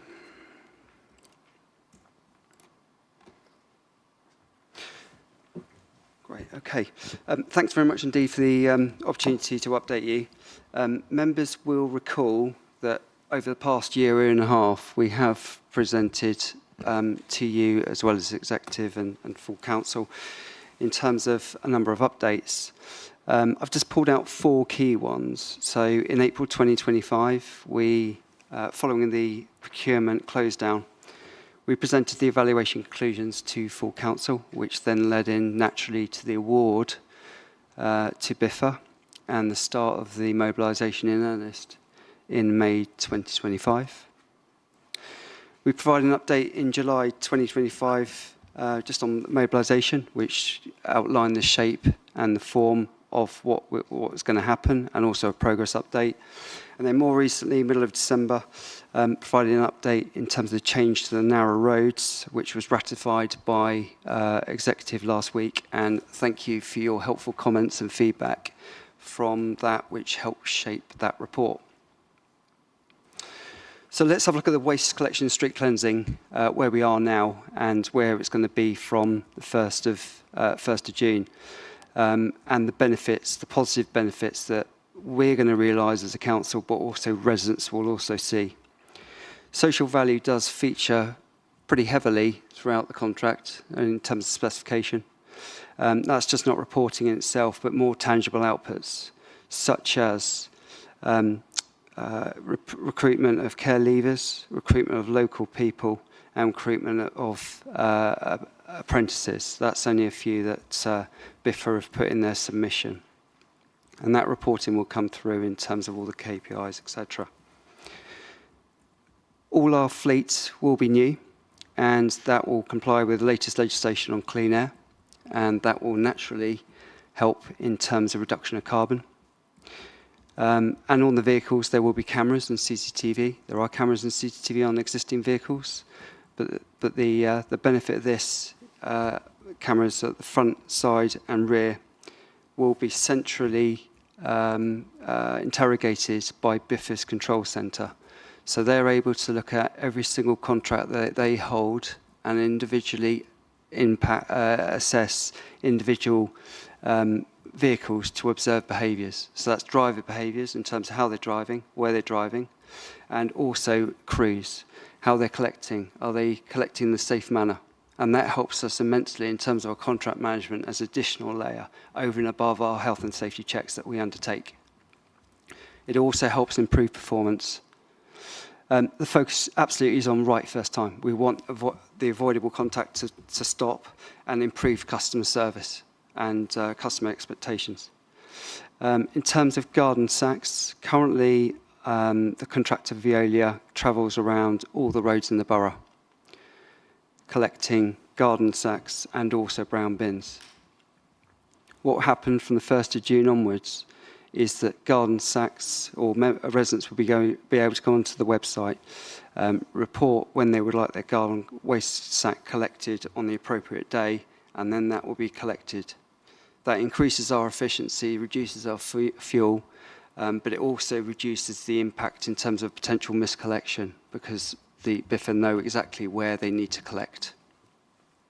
So this is all new to us, and it's really good technology that's going to be brought in. Talk about technology, in-cab reporting, brand new to us. White space, which I'll explain in a minute. So that is to improve customer services. In terms of our interaction with customers and also their understanding of any issues that they report and the feedback they receive from us or BIFA. It's all in real time. So if a resident reports a missed bin, say for instance at 10 o'clock in the morning, and the crew went round at 7 o'clock in the morning and the bin wasn't out, that is recorded by the crew as bin not out. So the resident goes on at 10 o'clock in the morning saying, oh, you missed my bin. It will automatically come up with your bin wasn't out at 7:06, and then you would have to we work through in terms of, take it to tip or wait for the following collection. At the moment, we have to wait some time, up to 24, 48 hours to get that information back. So it makes it a lot more efficient and seamless, especially for residents to get that answer immediately rather than wait. So that's the in-cab. On top of that, we have 5 small electric vehicles. One of those vehicles will have a jet wash on it, and that will help in terms of removal of some chewing gum, graffiti, for instance, under benches, hard-to-reach places, underpasses, alleyways. So it has that capability that we don't have at the moment, and certainly we will put that to good use. So building on the technology aspects, we want this contract and this service to be modern, data-driven and transparent. Transparent in 2 ways. Transparent with our residents in terms of the communication with them, in terms of what they're sending us and what they're receiving, and also transparent with our partners, BIFA, building that relationship over the next 8 years, and potentially a further 8 years on top of that as an extension. Just providing an example of those 4 circles. So I'm a resident, I report a missed collection, for instance, that goes into our own system called NetCall. From NetCall, that will go into BIFA's white space job system, I call it, and that will record saying, Mr. Bissett, 1 the High Street, missed collection. That will then be transferred to a system called Be Connected, and that is a tablet. Most of the vehicles in the fleet will have a tablet in their cab, and it will show Mr. Bissett, 1 the High Street, missed collection. They will have to undertake that collection and cross it off and confirm that has been done. So we've got rigid processes in place. At the end of this, we've got Power BI, which enables all the information from Whitespace, from Be Connected, to be interrogated and put into reports. And that will help inform the KPIs, or key performance indicators, or the LPIs, the local performance indicators. So it's a really, really strong mechanism. We need to make sure these services are efficient and ensure they allow resources are used and make sure they're targeted correctly. It's all in an evidence base. There's going to be a lot more information that we are going to receive from the 1st of June onwards than we do now. As I said, real-time information for residents. They can identify exactly what the situation is, and that's the benefit of the in-cab technology. It helps avoid the unnecessary repeat visits, especially around vulnerable people with assisted collections and not having those assisted collections remissed, which is absolutely key. Heat mapping on that as well, so that helps in terms of fly tipping. To identify the hotspots, and that will help enable more proactive work than with our police colleagues and our ASB team, our antisocial behaviour team, to try and catch these people and find them.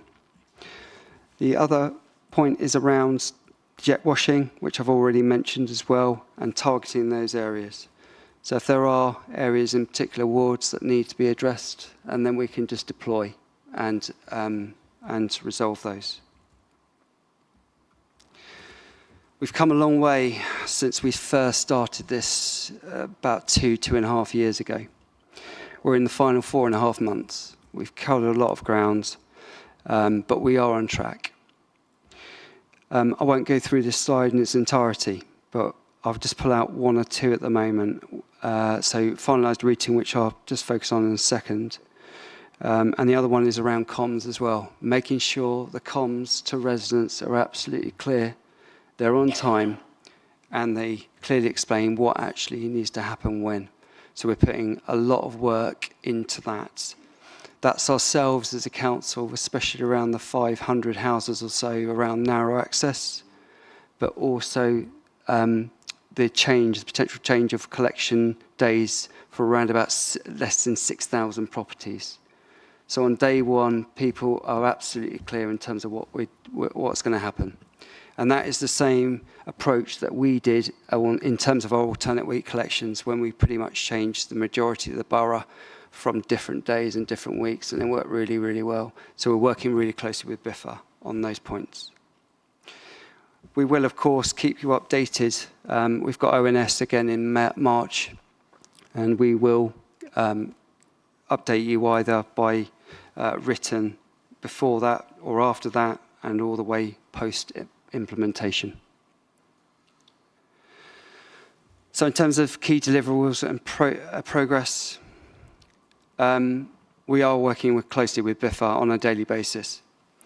That is to build a relationship, but also to make sure the work is done on time and to the quality that we require. At the moment, we are working through the waste collection rounds and also the street cleansing, especially around later in the year, autumn time, etc., and deploying those resources, especially on streets, as effectively as possible to deal with leaf fall, etc. Furthermore, we are going to recruit 2 additional staff in customer services, which is very similar to the approach that we took in alternate week collections in 2024, just to take any calls or any reports from residents or provide them with information. We on the waste team also standing by from all levels to assist residents if they do so require it, as we did in the alternate recollection system. All the vehicles have been ordered and delivery is on track. We check with BIFA every 2 weeks. The first data upload in terms of systems, so that's the local land property, gazetteer and the rounds have all been provided to BIFA and completed and updated. The white space system has been built and we still continue to work weekly on technical sessions with our partners BIFA and our technical team. GP, which is the Transfer of Undertakings, Protection of Employment discussions. So that is BIFA liaising with the 2 incumbent contractors, FCC and Veolia, are progressing. The first staff communication was distributed in December to staff, just as an introduction, saying, look, we're BIFA. This is what who we are, and we continue to look forward to working with you.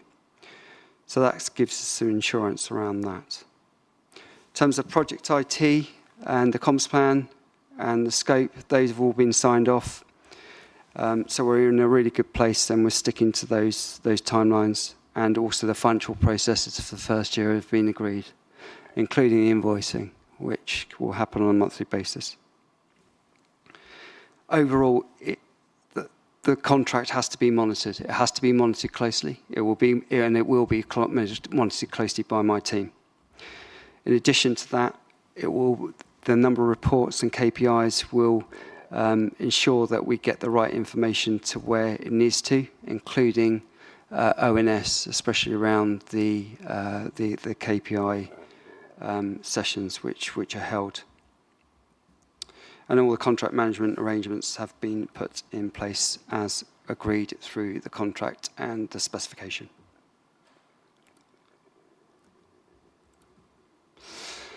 Thought we'd just put in a few key messages for residents, what to expect.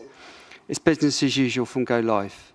However, there will be some familiarisation for some, as some routes and crews might be new. And just to bear with us through that transition period while the new contractor and the crews get familiar with the area, and also the in-cab technology as well, because that will all be new to them. So it will take a little bit of time for everyone to get up to speed. There will be a small number of day changes I've already stated, less than 6,000 we believe, and that will be communicated in April and May, and make sure those comms are well clear. At the moment, we've got an interesting, fun thing, name of vehicle competition on our website, and that closes on the 30th of January. So if you want to get your entry in, then please jump on and submit your thoughts. And then on the local narrow roads changes, we've got communications starting in March and April and May for those 500 or so, which we will get covered off. In terms of how members to help, and I'll just reflect back on the alternate week collection system that was put in place and the support that members provided to the team, which we were so grateful for. We will continue as a team provide key messages with you, and therefore you'll be able to disseminate those through links and remits that we won't have access to, like social media, or you might have town and parish council magazines. Not a problem, if we're happy to get involved with that. It's also about reinsurance during the early bedding in period. There will be a few bumps in the road, but we stand ready to smooth those bumps out as quickly as we possibly can with BIFA. And also signpost the correct reporting routes. So the reporting will be online, and we want to get as many people to report online rather than contact us, because there'll be more information online as well. And if there is any questions, concerns or issues that you may have, then please just approach us and we will be happy to deal with those and respond to you and absolute assurance in terms of it's the same approach as AWC from our team, okay, with our residents. So I'm happy to take Pam standing online if of any questions that you might have. Can I go for Truckee McTruckface? Sorry? Can I go for Truckee McTruckface? So it's already taken. Damn. Damn, I have to come up with something else. Mary-Louise first. Sorry, I thought there was going to be a long discussion on alternative names.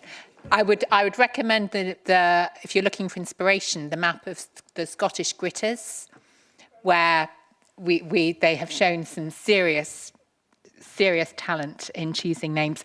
I just wanted to ask about the TUPE discussions and in terms of and sort of how those are going and what, if any, detrimental changes have been identified and if it's possible at this stage, it might not be to what proportion of the current workforce will transfer to the next contract. Okay, I'm happy to commence, and Pam can obviously chip in. So, the transfer of undertaking protection of employment or TUPE is a legal process. So BIFA have overall responsibility to undertake that process between the existing street cleansing contractor, which is FCC, and also the waste contractor, which is BIFA. There was an introductory session which we oversaw as a start, just to introduce everyone at the late last year. As far as I am aware, those discussions are still ongoing. We are maintaining a watching brief, and if there is any concerns or issues on either side, then we're prepared to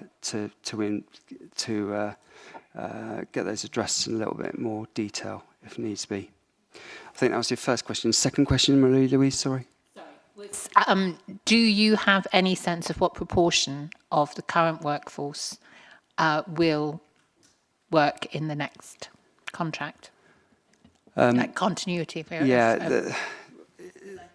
I noticed you had about I'm happy to take that, Richard, if you... Oh, yeah, fine. Thank you. So, unfortunately, we don't get that data yet. So I know conversations are ongoing, but and information has been requested from both Veolia and FCC. But the reality is actually until the day of the start of the contract, we will not know for sure who is coming across. There is a deadline for the last set of TUPE data to come across a month before the start. So we will have a very good indicator at that point, but it's early days yet. So unfortunately, we don't have that data. Sorry, and in terms of identifying detrimental changes? There's been none shared with us at this stage. Thank you.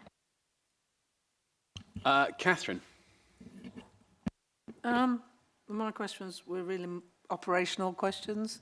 About will these cameras be able to spot bins just being dropped or thrown on the ground? Because that's one of the most common complaints I have. And my other question is, one of my neighbours did this the other day. They filled their bin too full after Christmas, and so it wasn't collected.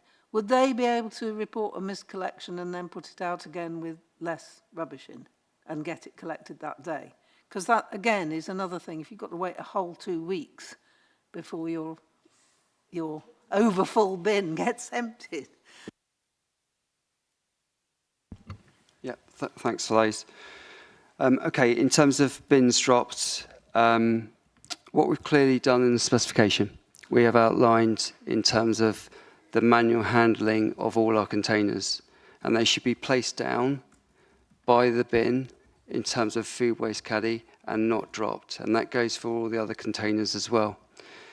We will be undertaking monitoring of that, and we are able to issue instruction notices, and we are able to issue further punitive measures such as defaults if required. So we hope not that to happen, but we stand ready to put that in place if needs be. BIF are fully aware in terms of the current service as well, and we'll make those improvements. Now, in terms of the lids raised, that's a policy that was put in place in 2023, I think, with the standards. There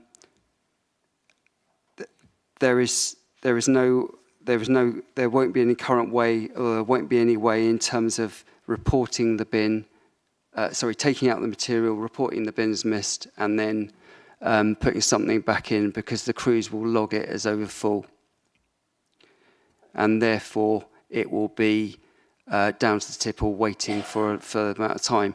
But what we will hone in on, and we do already, is the amount of recycling in black bins that we need to try and get out of black bins to help the environmental factors increase our recycling, but also reduce our financial impact as well. Thanks. Jane. Sorry, mine was a 2p question as well. My roads are very emotionally attached to their bin crew, and they're very worried that they think they're going to lose them. So it'll just be interesting to see who comes across, and to take the opportunity that it sounds like a great step forward in terms of everything that's happening. So thank you. Just before I go to Pauline, I'm grateful for the support. I think, as you know, Richard, we've had one or two little issues of one resident in particular falling between the systems on assisted collection. Can we make sure that in the comms plan that we reassure residents that have a assisted collection service in whatever form that is, that they don't need to reapply for the new service? I think it's as simple as that, and I think it's probably one of the messages that we all need to put out is, if you have an assisted collection, you don't need to do anything. It will just carry over. I think it's probably more of an observation than a question. Yes, no problem. Pauline. Just an observation as well. I just, yet again, like to thank your team for juggling this, plus trying to keep the old contractors still doing something, which I know is tricky. So thank you and the rest of your team. They've done a great job. Thanks, Pauline. I'll pass that back to the team. Thank you. Dave. Yeah, you said, I think the tablets and the mechanism is really, really good. So I agree with what my colleagues have said in terms of a step forward. But you said most of the vehicles will have tablets, and I wondered what that percentage actually was and how quickly we'll be able to get it to 100. Okay. So just to clarify, most of the larger vehicles will have tablets. For those smaller vehicles, like the jet wash machine, the operative will have a handheld, either on a mobile phone or a smaller tablet. So that will be the same thing, but it's not actually in the vehicle; it's in his pocket. So we will have effectively 100% usage. Yeah. Okay.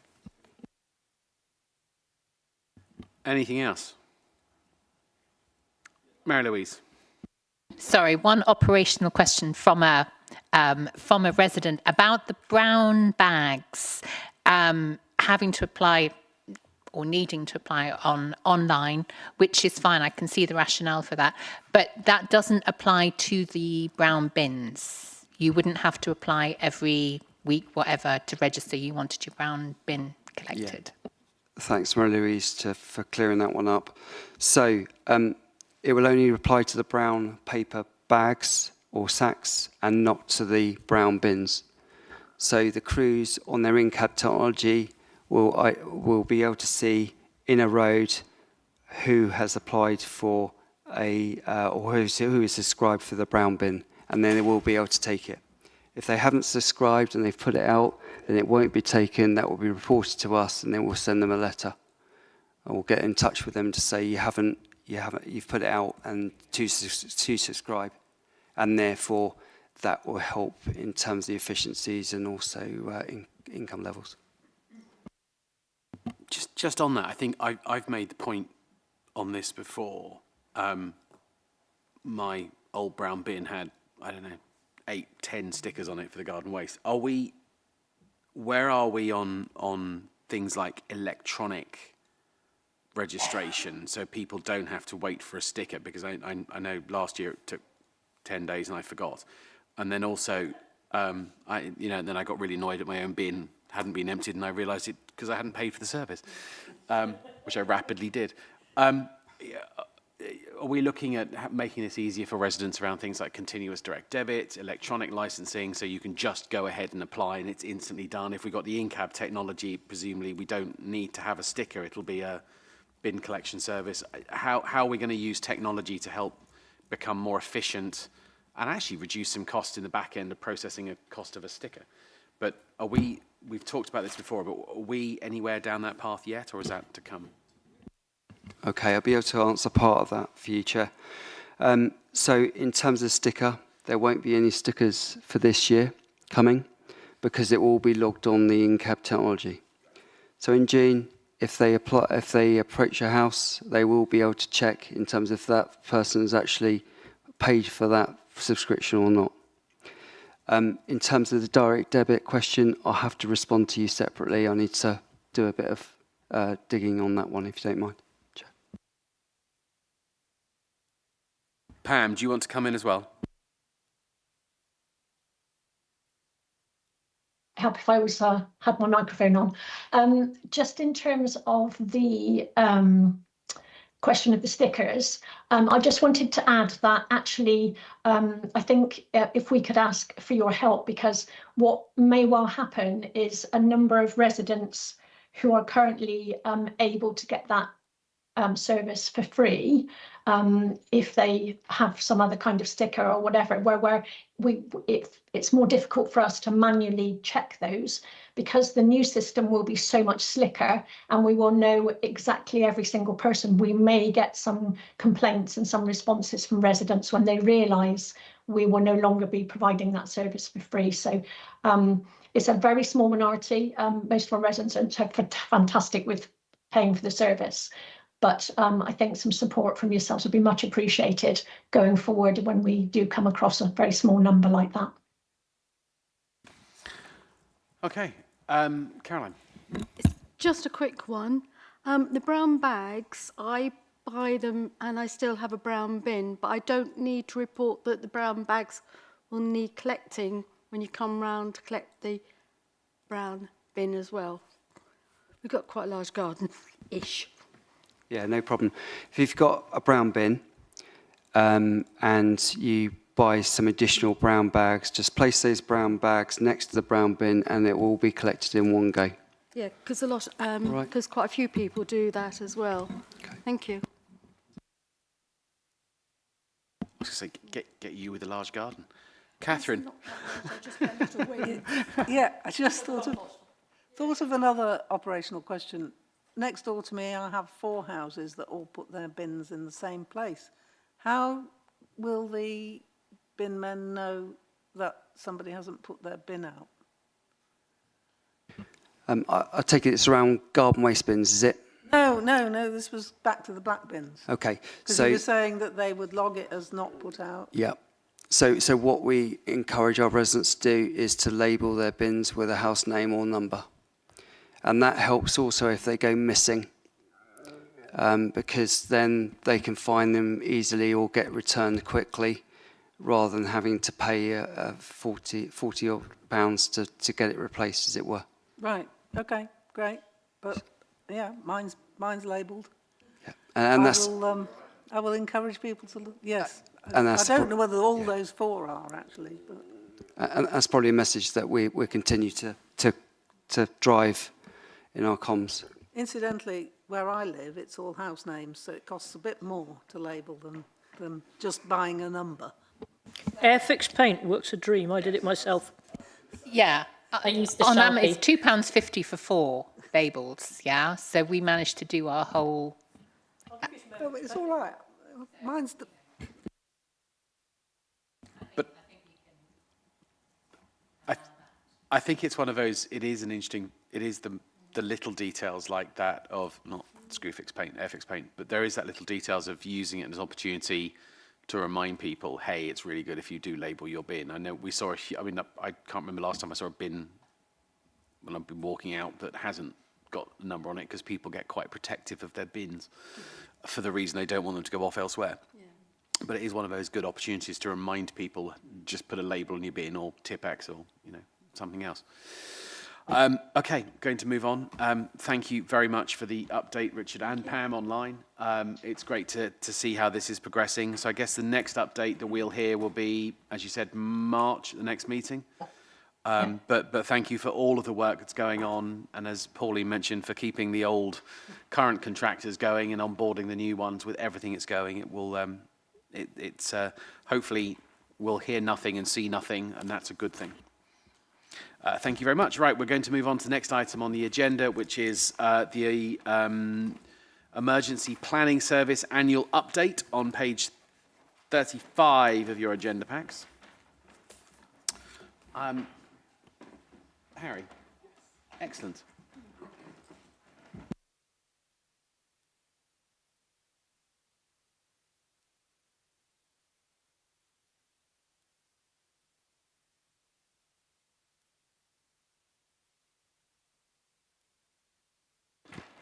Hi, thanks everyone for having me. I'm Harry Williamson, Emergency Planning Manager. I think it's my third time now giving a bit of an annual update. So yeah, firstly, thank you for having me back. We're a small service, we're just a team of 2, but we kind of have a broad impact when things go wrong, and we try and also have a broad impact as part of that kind of preparing and preparation that we do. So it's a good opportunity for me to kind of share the work that we do in preparation as well as response. I kind of want to give you a bit of a reminder of kind of who we are and what we do. So, like I said, we're a team of 2. We sit in P&G. We are legislated under the Civil Contingencies Act 2004, and that kind of brings us what our core requirements are. So those are things as simple as planning and preparing against our known risks, training and exercising our staff on those risks and the plans that we develop, but doing that also in a multi-agency setting, so making sure that we're not ever working in isolation, we're doing it with our partners. It's ensuring we have business continuity plans as well, warning and informing the public about those risks, and also then in response. Working with partners in preparation and response, and then also providing business continuity advice to businesses and to voluntary agencies. So that's kind of the core remit of our team and why we do what we do. The other part of our team that you'll be probably more aware of is that we manage the out-of-hours call centre number as well. So that's the 0800 212 111 number that I'm sure you're all familiar with. The report that I've drafted is kind of in 3 parts. One being kind of what we've undertaken since I was last here, which was October 2024. Mainly covering obviously the year 2025, what we hope to do in 2026, and in my notes here I've underlined hope, because the type of team that we are kind of governed by which way the wind blows, literally in some cases. So if a response is required, then obviously then we have to stop, we have to drop what we're doing and prioritise that. So I'll talk a little bit in a second about the types of things that we did in the last year as well. So if I talk about the successes from the previous, I think we're talking about 16 months, so it's a long year in the way that I've defined it in this report. So one would be something that we didn't plan to do, but it was the NRS response. When I say NRS, are people kind of familiar with that? So that was the community healthcare equipment provider that went bust earlier in 2025, and a lot of work went on prior to that liquidation, so we had a bit of pre-warning. And then a lot of response went in following that. And so that was a big corporate response that involved lots of different teams, and it started to become even, only just as of yesterday, really business as usual, when we tried to put that governance back into that business as usual structure. But that took a lot of energy and a lot of work from a lot of people in the organisation, and some services that we don't normally think to involve in emergency response were involved as well. So it was a really good incident, I think, in terms of it tested different parts of our plans and our organisation in ways that we haven't before. But also, I don't think that actually sort of residents and people using that service saw much change as well. So that was a real good part of that, and we'll be debriefing that in the coming weeks as well, which is really good. When we take that learning on board and implement it into our plans and training and exercises going forward. Another big piece of work we did in the last year was Red Beacon, which was the biggest. I've been here coming to 4 years now. It's by far the biggest exercise we've solely organised, and it was a live play exercise. And what that was at the Carnival Hub, and it was a what we call survivor reception centre. So we're testing those plans. So that's where you have people evacuated, and then they don't need accommodation, but they're looking for that kind of temporary refuge, that temporary support while they've been displaced. So we had a wildfire as our scenario, and that was a really good piece of work. Really hard to deliver something like that that's live play, because you have to kind of plan for every eventuality.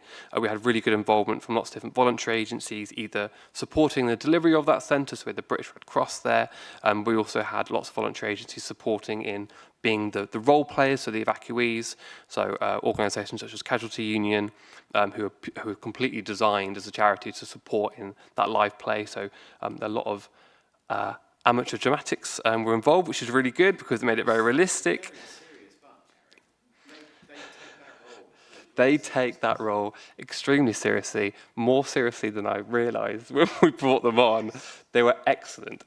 So, and some of the feedback we got from the exercise was one of the staff members who's running the centre came up to me at the end and said, "That was definitely an exercise, right?" Because some of the people really kind of did go all for it, which is great. We had tears, we had breakdowns, and it really did put our staff kind of under that stress testing that I thought was impossible to do, and I think we nearly did it. So that was really good. And then again, we're debriefing. Well, we have debriefed that, and the bit that I've taken away from that as our key successes is that while we're never going to be 100% confident in our plans and our training for something like that, the feedback we've got from those staff is that they actually feel a lot more comfortable going into that setting now. They know that there's going to be issues. There's going to be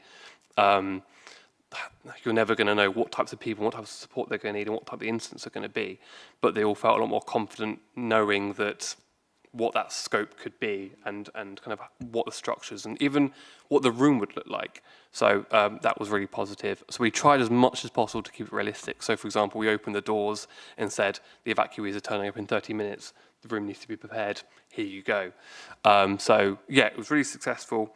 What we're looking to do now is do the debrief process, take those lessons, implement it back into our plans, redo the training, and then redo an exercise, probably on a smaller scale, because this one we did at Carnival Hub.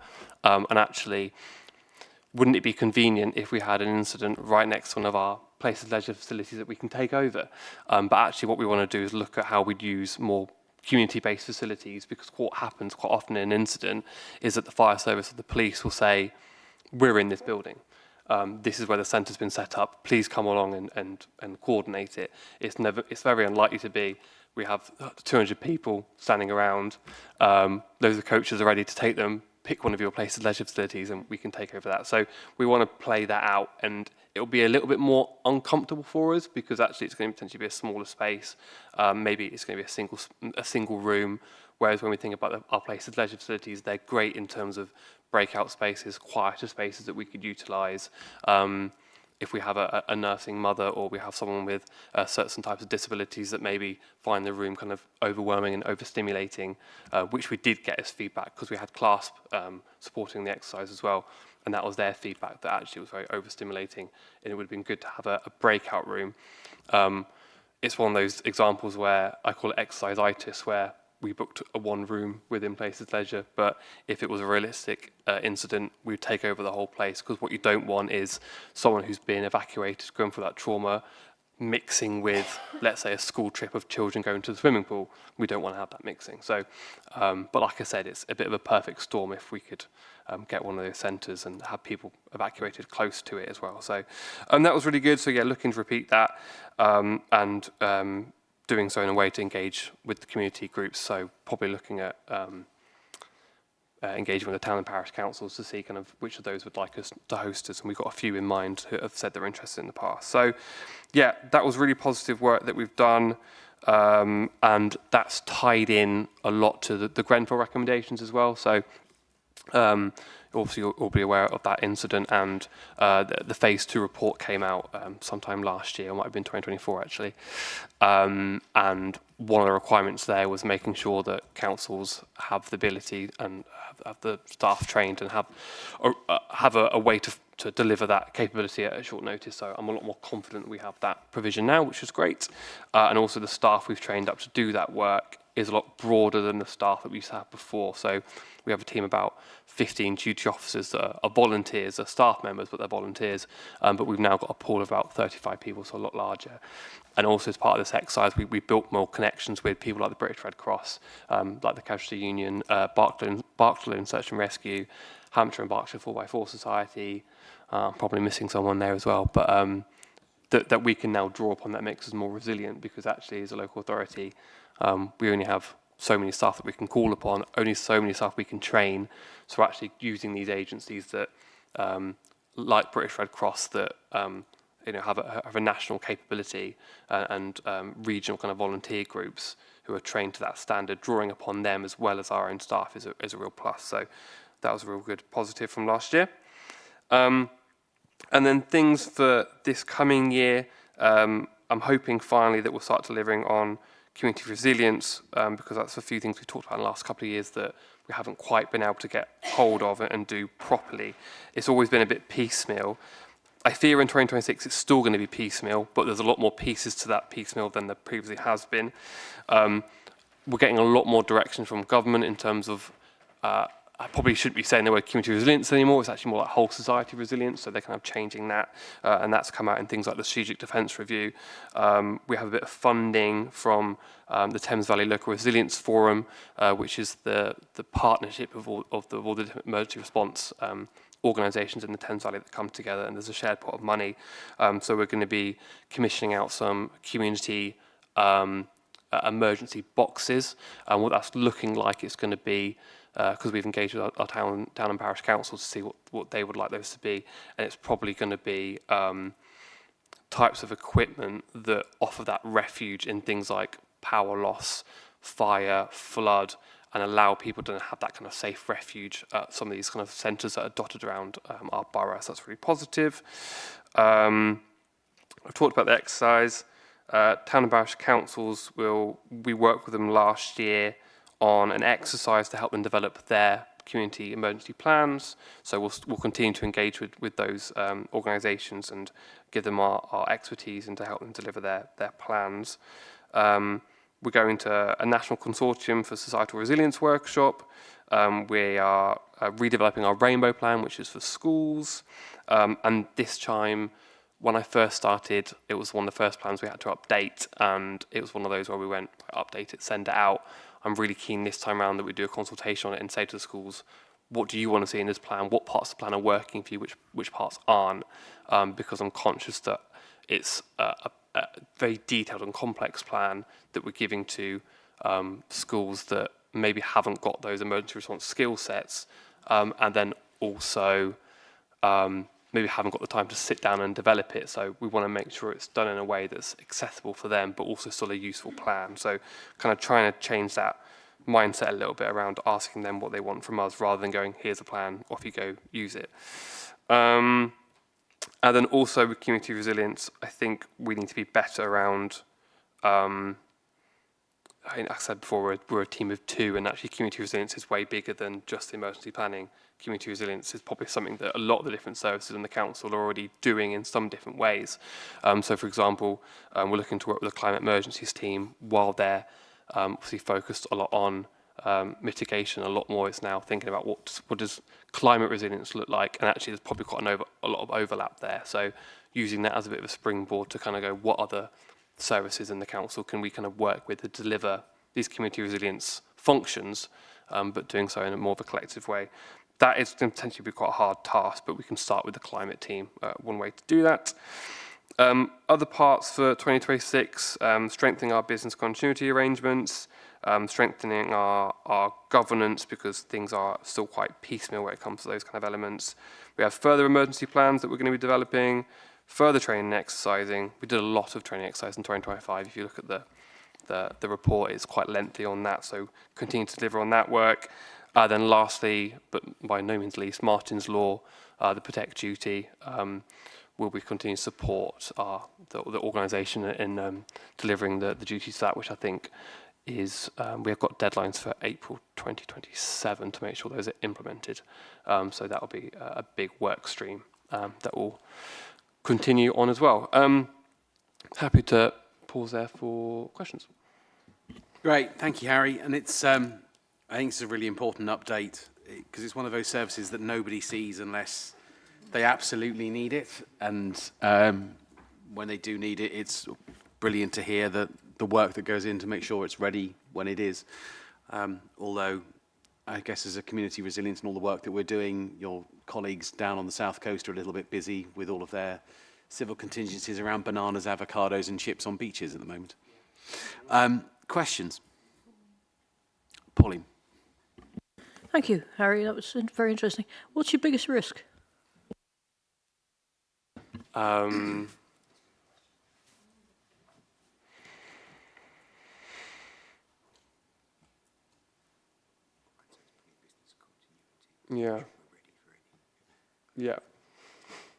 Yeah, business continuity. Yeah, so it's A bit more specific than that. What's your biggest risk? Business continuity is a very wide subject. Yeah. What are you most worried about?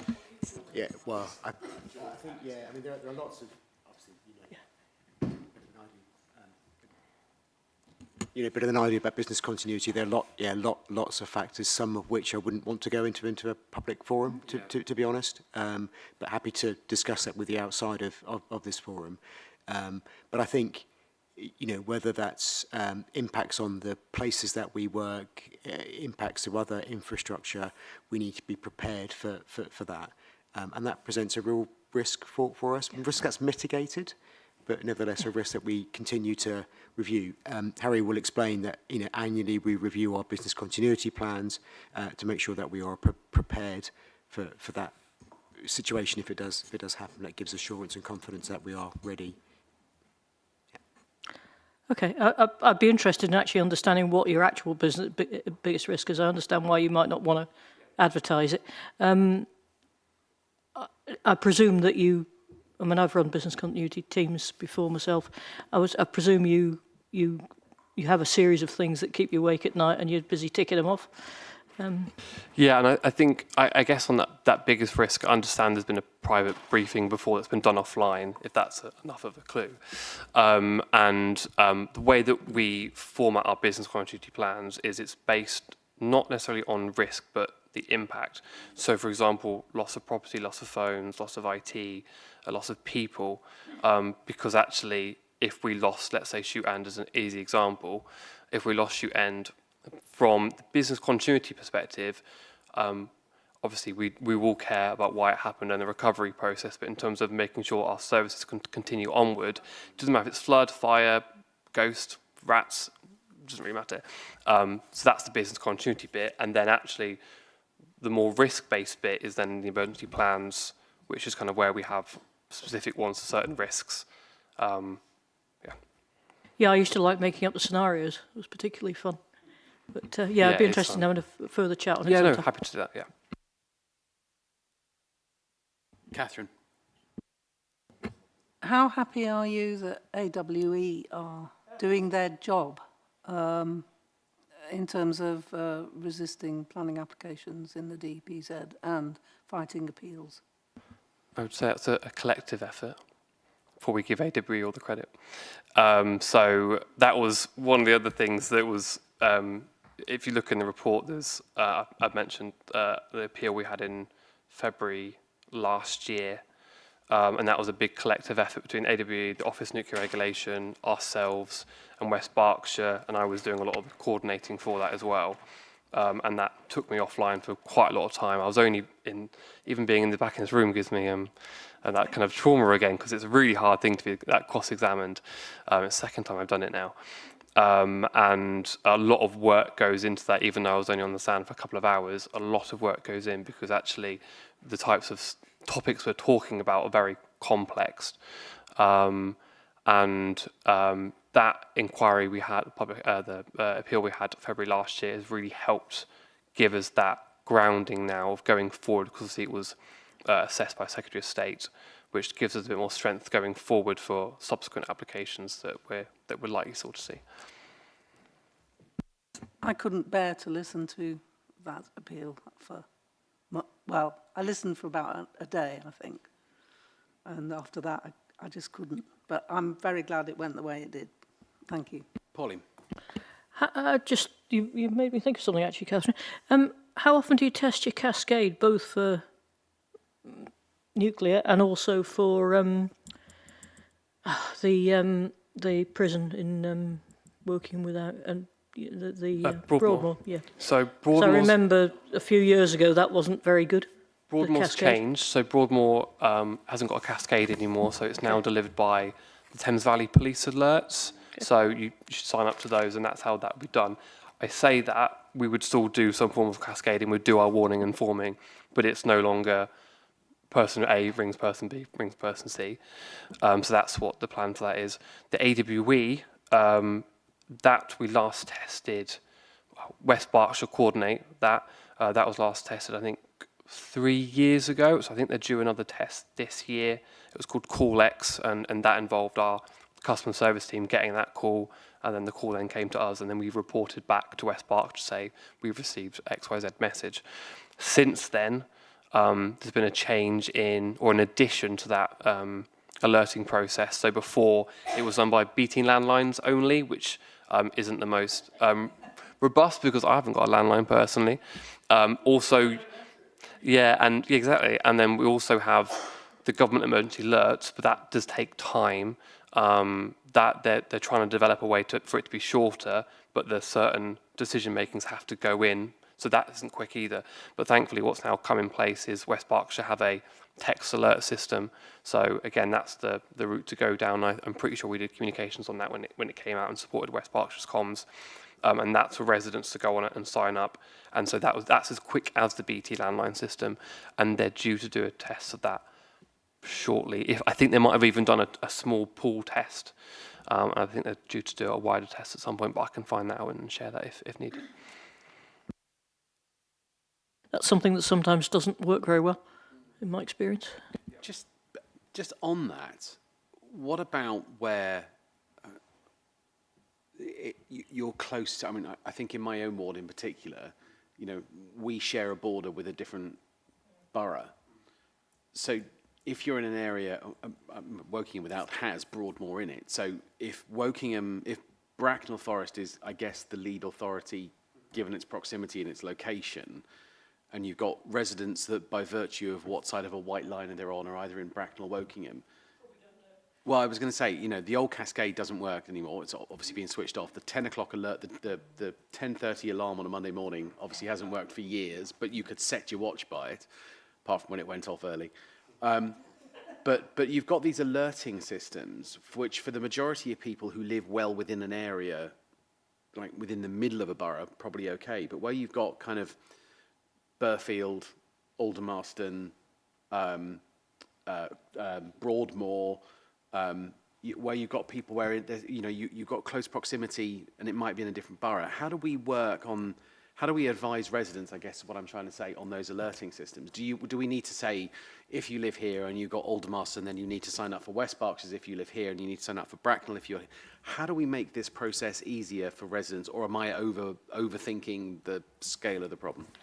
I don't think you're overthinking it for AWE. You might be for Broadmoor to some extent, because the Thames Valley alerts is for lots of different things. So it isn't just Broadmoor. So if you sign, I get their mailings for all sorts of different things from the Thames Valley Police. So that covers that. In terms of AWE, I think it's a really valid point, because we talk a lot about the detailed emergency planning zone and people within that.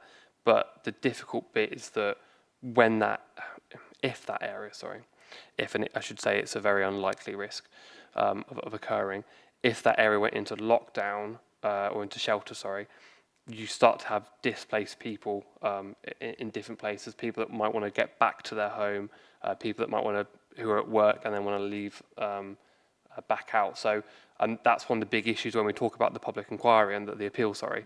One of the things that the Office of Nuclear Regulation brought into that was the displaced people. That was one of their big concerns around the plan, and that's what West Berkshire now have to be able to prove to Office of Nuclear Regulation how they're going to resolve that within that plan. And that displaced persons bit is really quite complicated because people will be impacted if they're in that zone, or maybe slightly outside that zone, or even further. So I don't think you're overthinking that.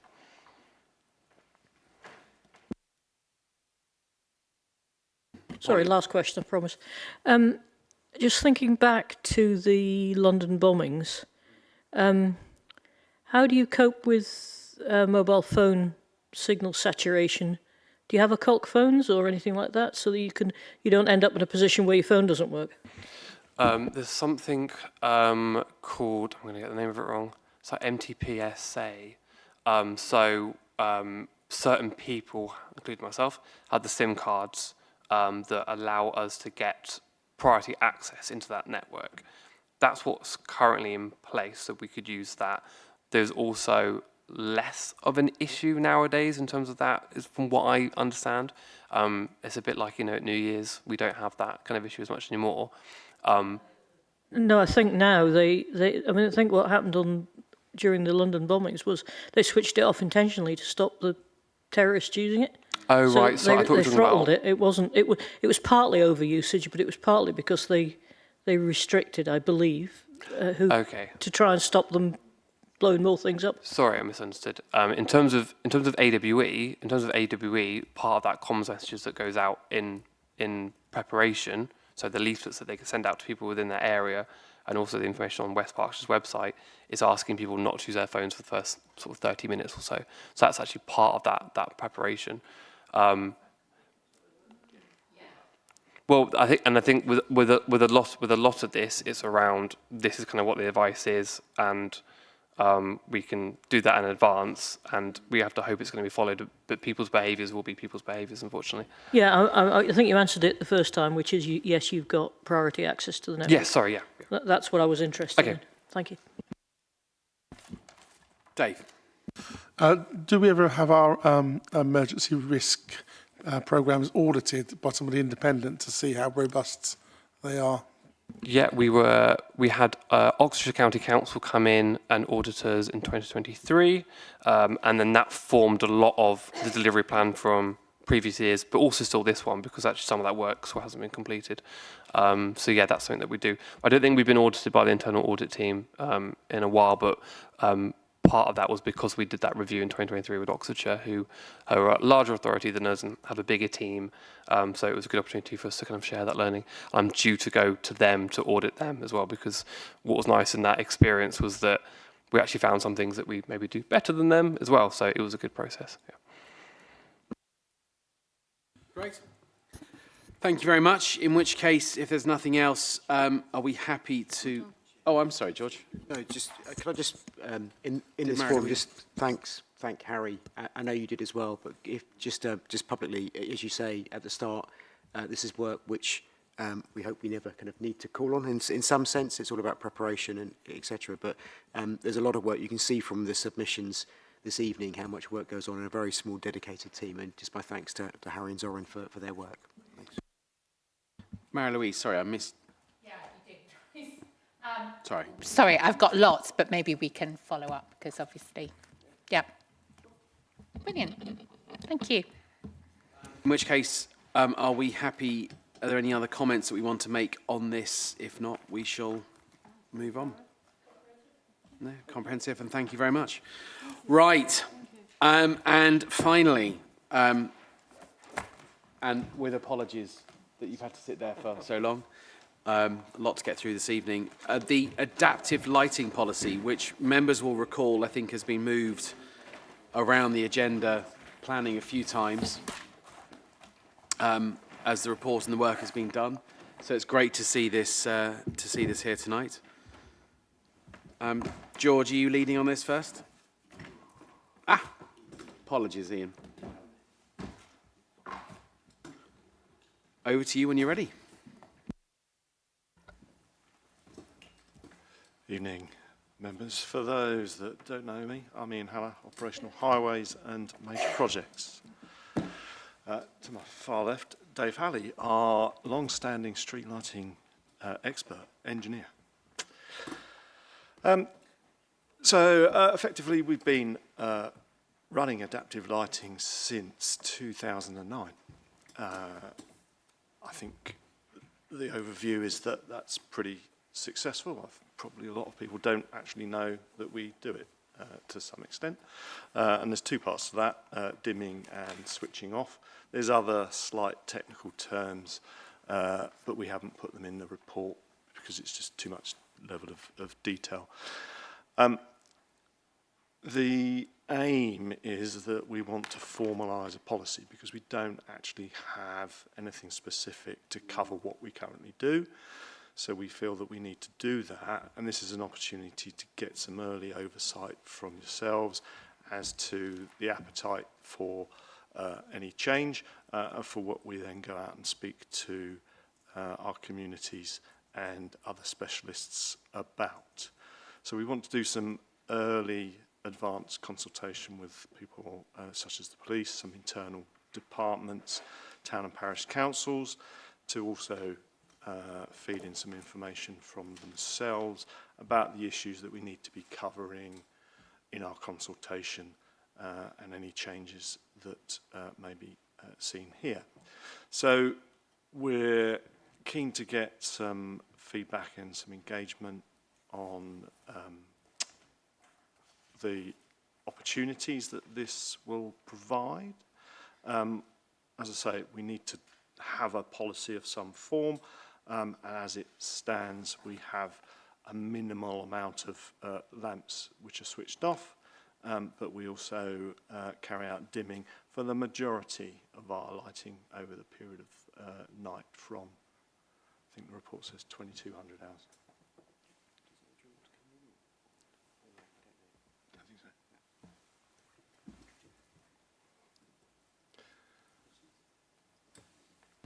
Yeah, happy to answer any questions. And Dave, is there anything more technical orientated? Yeah. This is one of those ones that can always be quite an emotive topic when it comes to something that people think this is new, but in reality, this is something that's been going on for, as you say, for many, many years. I think the first time I saw it, it threw me when it first happened, but that was so many years ago now. I can't even. I think that's quite important for residents to realise that this isn't brand new. We're not proposing something that's suddenly going to see something they don't see now. Any questions from around the room? Catherine? I came across the concept when I was on a workshop to do with climate emergency with other councillors. And it was dimming and trimming, which was just cutting off half an hour and no one noticed. I don't think I was going to say anything else. Yeah, trimming is just tightening up the time it goes off. They're all switched by light sensors, and you can set what level when it comes to dusk that you actually turn the light on or turn it off in the morning, and it's just taking it a little bit darker before it switches on, or a little bit lighter for. Oh, well, so you already, that's reflected in these little tables you've got. Yeah. Okay. Pauline, and then Mary-Louise. I think this is a jolly good idea, and you should be trying to find some more lights that you can dim and switch off quicker, or overnight, or whatever. So keep going, it's my view. Thank you. Mary-Louise. Thank you. Yes, I just wanted to ask about the, you spoke or you wrote about the interaction with crime, but there's also the question of freedom or ability to go out. So, for example, women exercising, and this is where we get into the emotive. I hope we wouldn't characterise women's safety as an emotional issue, but you know, it's something that's actually very difficult to measure because you're actually talking about how do you measure something that might stop happening because of changes in the lights and so on. So, in terms of I was just thinking about how much engagement you have had with women's safety partnerships and so on about areas that are, for example, one of the things that sort of residents have said to me is that they can't women can't, in January we all feel this need to become our new healthy selves, but they can't go out running in the morning before work when it's dark because they don't feel safe, and particularly in areas where there aren't lights, and particularly, we don't want to get too wardy, but like Milton Road, which is now, of course, much more busy than it used to be, because of the housing that's been built, but is still, part of it is the overgrowing and so on. But women don't feel that it's light enough to be safe. Do you see what I mean? So I just, without looking at a particular, particular for my street, how much or how do you incorporate these concerns in terms of women's safety into your thinking? Sorry, that was a long point for a single question. Yeah, I think so delighted. we set out in the report obviously the balance that we need to get for communities, and I think there's probably a large percentage of our population in the borough that probably go to bed with the lights on, get up in the morning and the lights are still on, and don't know that some of them are perhaps switched off. But then you have perhaps those people that do want that exercise, that need to get up early for work, or on shift patterns that might be finishing in the 3 a.m. in the morning, that will cross over between those periods when lights are switched off. Those that are taking passenger transport home from an evening out or something, that the cut-off times for those as well. So the aim of the consultation would be to engage in as many of those groups as possible, because only that way will we get the balanced view of the communities, because there will be a likely direction towards crime and fear of crime, and what people feel for themselves, but that's obviously an individual component which will be shared with a percentage of the borough with a similar characteristic. But in the majority, they perhaps wouldn't be bothered by it, or they're not fearful of it. So, in order for us to come back and say, this is what people have told us, we need that broad cross-reference as much. I mean, we've talked many times about the difficulty of consultation, but I would say as well as broad, you need to be specific, as in you need to look at who would lose out from this and how can we go and find them and get their perspectives. So it requires, rather than just waiting for people to come to you because, the comfortable, for various reasons, we know that hasn't worked. So it might be worth thinking about the other way round, actually thinking about who will be adversely affected, or who will be impacted, or who will not have choices that they might have had, for example, going for a run at like 4:30 in the morning, for those of us who still contemplate.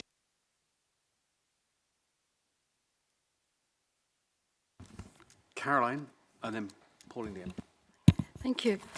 When you're consulting with the police, you discuss crime. Do you discuss accidents? Not just car accidents, pedestrians, and obviously cycling.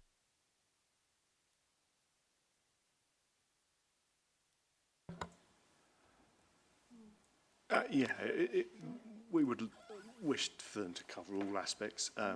Roads policing is obviously dealt with a specialist set of policing rather than perhaps the general police and inspectors. But yes, we would hope that we would get that broad coverage.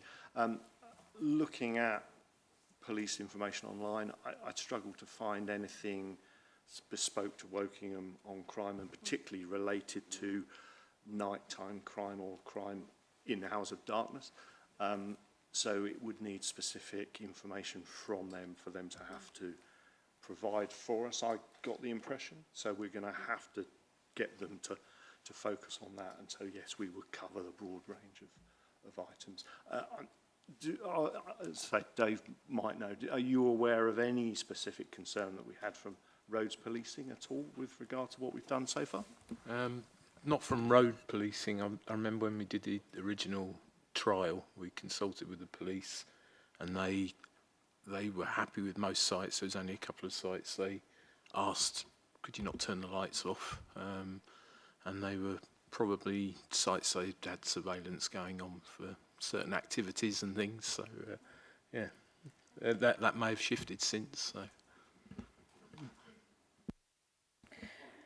I remember it being brought in as well. I mean, this stopped because of the LED light stuff that was being done on that project, didn't it? I mean, we've put an awful lot more street lights and an awful lot more houses in since then. I think it's important to continue it. I would be really worried if we're going to light the whole borough up like a Christmas tree just for one person who wants to run at 4 o'clock in the morning. I mean, in the longer term, maybe you could have something where you actually had, I don't know, a card with a chip in it so the light saw somebody coming and switched itself on. That would be a reasonable conclusion at some point. The technology is probably possible, I would imagine. It is funny. It's funny you say that. We spend a lot of time in Gran Canaria, and a lot of the lights, the street lights that are out in Gran Canaria, have a dim setting, and then as you approach them, they go bright. So it takes some getting used to see them. But yeah, so that sort of thing might be the solution. But I would really prefer not to light the whole place up like a Christmas tree because one person wants to go for a run at 4 o'clock in the morning. Yeah, if I can just respond, we're not talking about one person, yeah? We are talking about, because I'm saying that we should ask and we should find out. I think one of the things is that it is, with what we're talking about, what's happened in other places, is that we've also talked about lighting up certain streets, often main streets where it is more possible to have lights so that people can exercise safely and use the road safely. Yeah, I just said maybe it might be worth considering. On the same point? The previous point, am I right in thinking there's an estate in Spencer's Wood where that happens, exactly what you said? Do you know? It's a very, very new estate. I know there was a town in Germany many years ago that trialled a system, sort of on-demand lighting. I'm assuming it wasn't too successful, otherwise it would have probably taken on elsewhere. Well, this estate in Spencer's Wood, it's I was canvassing there, and I was thinking, I was just doing a bit on my way home, and because it was really past, you know, and this was in December, and I was walking around and I was thinking, well, I'm not going down there. I've never been there before, by the way. It's really new. Well, I don't know whether it's adopted or not. It's Copenhagen Rise, I think, Copenhagen something anyway. But as I walked round, the lights came on. We haven't got any. It must be unadopted. On our side. I mean, it's very, very new. Yeah, the Elms, the Carnival Pool multi-story has a sort of system, where as you drive round, the lights come on and off. And we've got a very small trial of some lights in Cutbush Lane, Shinfield, which they stay at a very dim level. As you approach on your push bike or walking, then they rise up. They're sort of solar units we're trying out. I'm not sure how well it would work with fast cars, and also whether residents would be that happy if they had a light outside their house that was constantly going up and down and on and off. So this is a sort of secluded footpath. Yeah, I think I will go up there again and investigate when I'm not trying to do something else at the same time. Yeah. The example I was used from the Canaries was actually its specific street light, a lamppost on footpaths as opposed to road lights. I mean, there's a different area out there, but they were literally on dim low, and as you're walking along a footpath, they would come back on bright. But I can share the details from McGann. Dave. Yeah, I'm not averse to seeing us take a slightly more proactive and sort of policy on this and increasing the savings and reducing the amount of time areas are lit. I would say that if we're going to make changes, though, and particularly if they're significant, we need to make sure the comms with people is excellent, because you could have a situation where someone's used to walking a particular route and expecting it to be lit, and then it isn't lit, and that then could be a safety issue. So just on that, the recommendation is on page 49, and one of the summaries is that the policy is proposing 3 options. Are you asking us for opinions on which of the 3 we feel? Because one is maintain current, one is modestly expand, one is adopt a more severe reduction. What I'm hearing is go look at more areas or go and do more, but I'm not sure whether that's a more severe reduction or whether it's a general push from us to say continue going down the path and find more areas and do more things. I'm just trying to make sure I'm getting the right mood from the committee. No, but it's asking us for our opinion. So we're asking and we're giving opinions into this as it goes through the policy formulation stage. I think we've given a range of opinions. Yeah, I'm just trying to capture which ones to make sure we've got them right so that it goes into our... Yeah, so my opinion, for what it's worth, is that the council is short of money. We were doing this quite successfully. We stopped because of the LED trial. We should continue. We should do it sensibly and responsibly, but we shouldn't be saying, oh, all you areas that went on have been built after the LED trial are somehow exempt from the review and potential night lighting if it's the right thing to do. It's my view, for what it's worth. I agree with that, and that was my interpretation was that's pretty much what we're doing at the moment, isn't it? We're looking to move forward and do more in terms of that. Yeah, certainly we've had WSP look at some further options, and they've highlighted that there's some areas that we could deal with. Predominantly dimming happens anyway, but we can look at those adjusted times, because I think our times date back to pre-lighting practitioners' advice, doesn't it, in reality? So there may be some wriggle room for changing those slightly, but they will have minimal bearing on energy saving consumption and therefore cost. But that whole piece, yes, can certainly be done. And I think the number of lamps that WSP and we've put in the report is a guide, because the consultation will then determine, and there could be, a mass of people that say yes, bring it onto our area, whereas others say no, we don't particularly like it. So again, getting that balance, that 6,000 or so and 8,000 in total, yes, could change or adjust.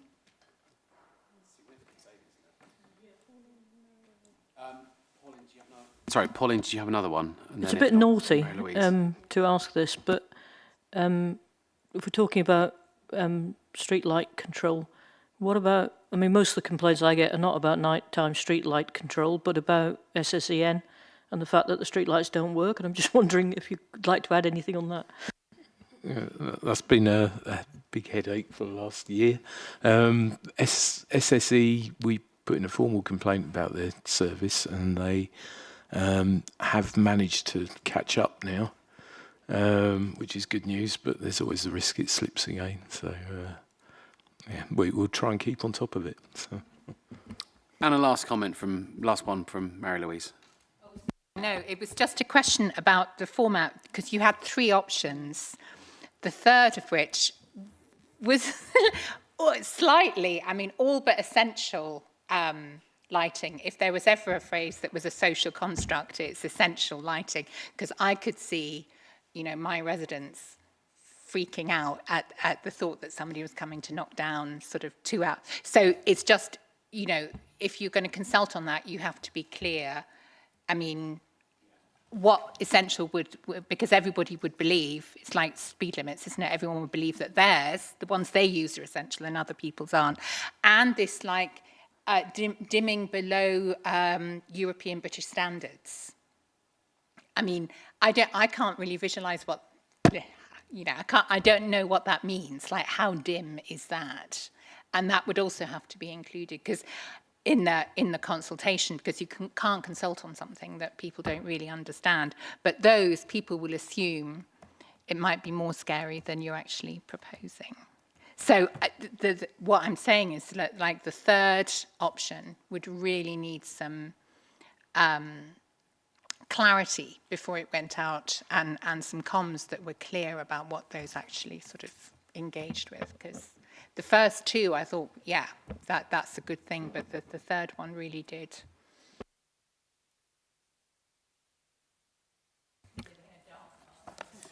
Okay. Oh, sorry, Jane, go ahead, and then we'll move on. I might have misread it or misinterpreted it, but I took it that option 3 was an option, but not really one you were recommending because of all the risk associated with it. So I was only thinking about 2 options. Is option 3 really an option?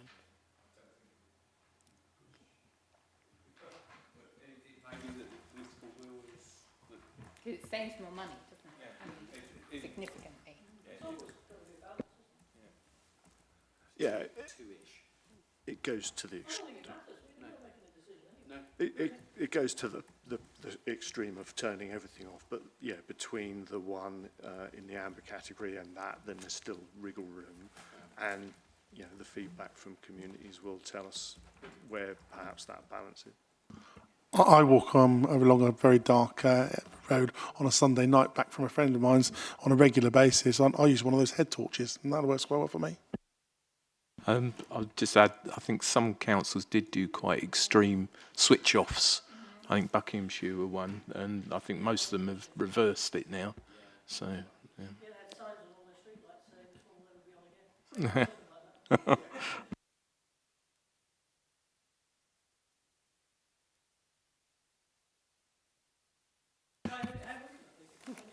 It was High Wycombe, yeah. Right, going to move on. I think, thank you very much indeed. This is, and apologies that it's so late in the agenda, but thank you for the updates and good luck with the next round of... Yeah.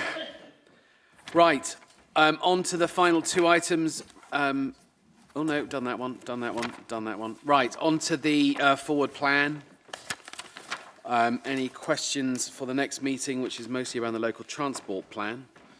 Highways, transport innovation, update on waste and street cleaning again, and the consultation and engagement strategy as it stands. I don't think anything has changed since that's been done. And then, yeah. Seems like 5 minutes since we had the last local transport plan. Why have we got another one? I think it's just how it feels.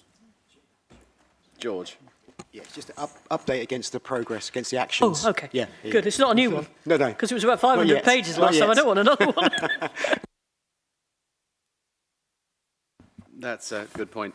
And then that's the March meeting, and then we go into, obviously, the slight break period until later on in the year. Anything on the action tracker? If not, thank you very much, and meeting closed. Thank you.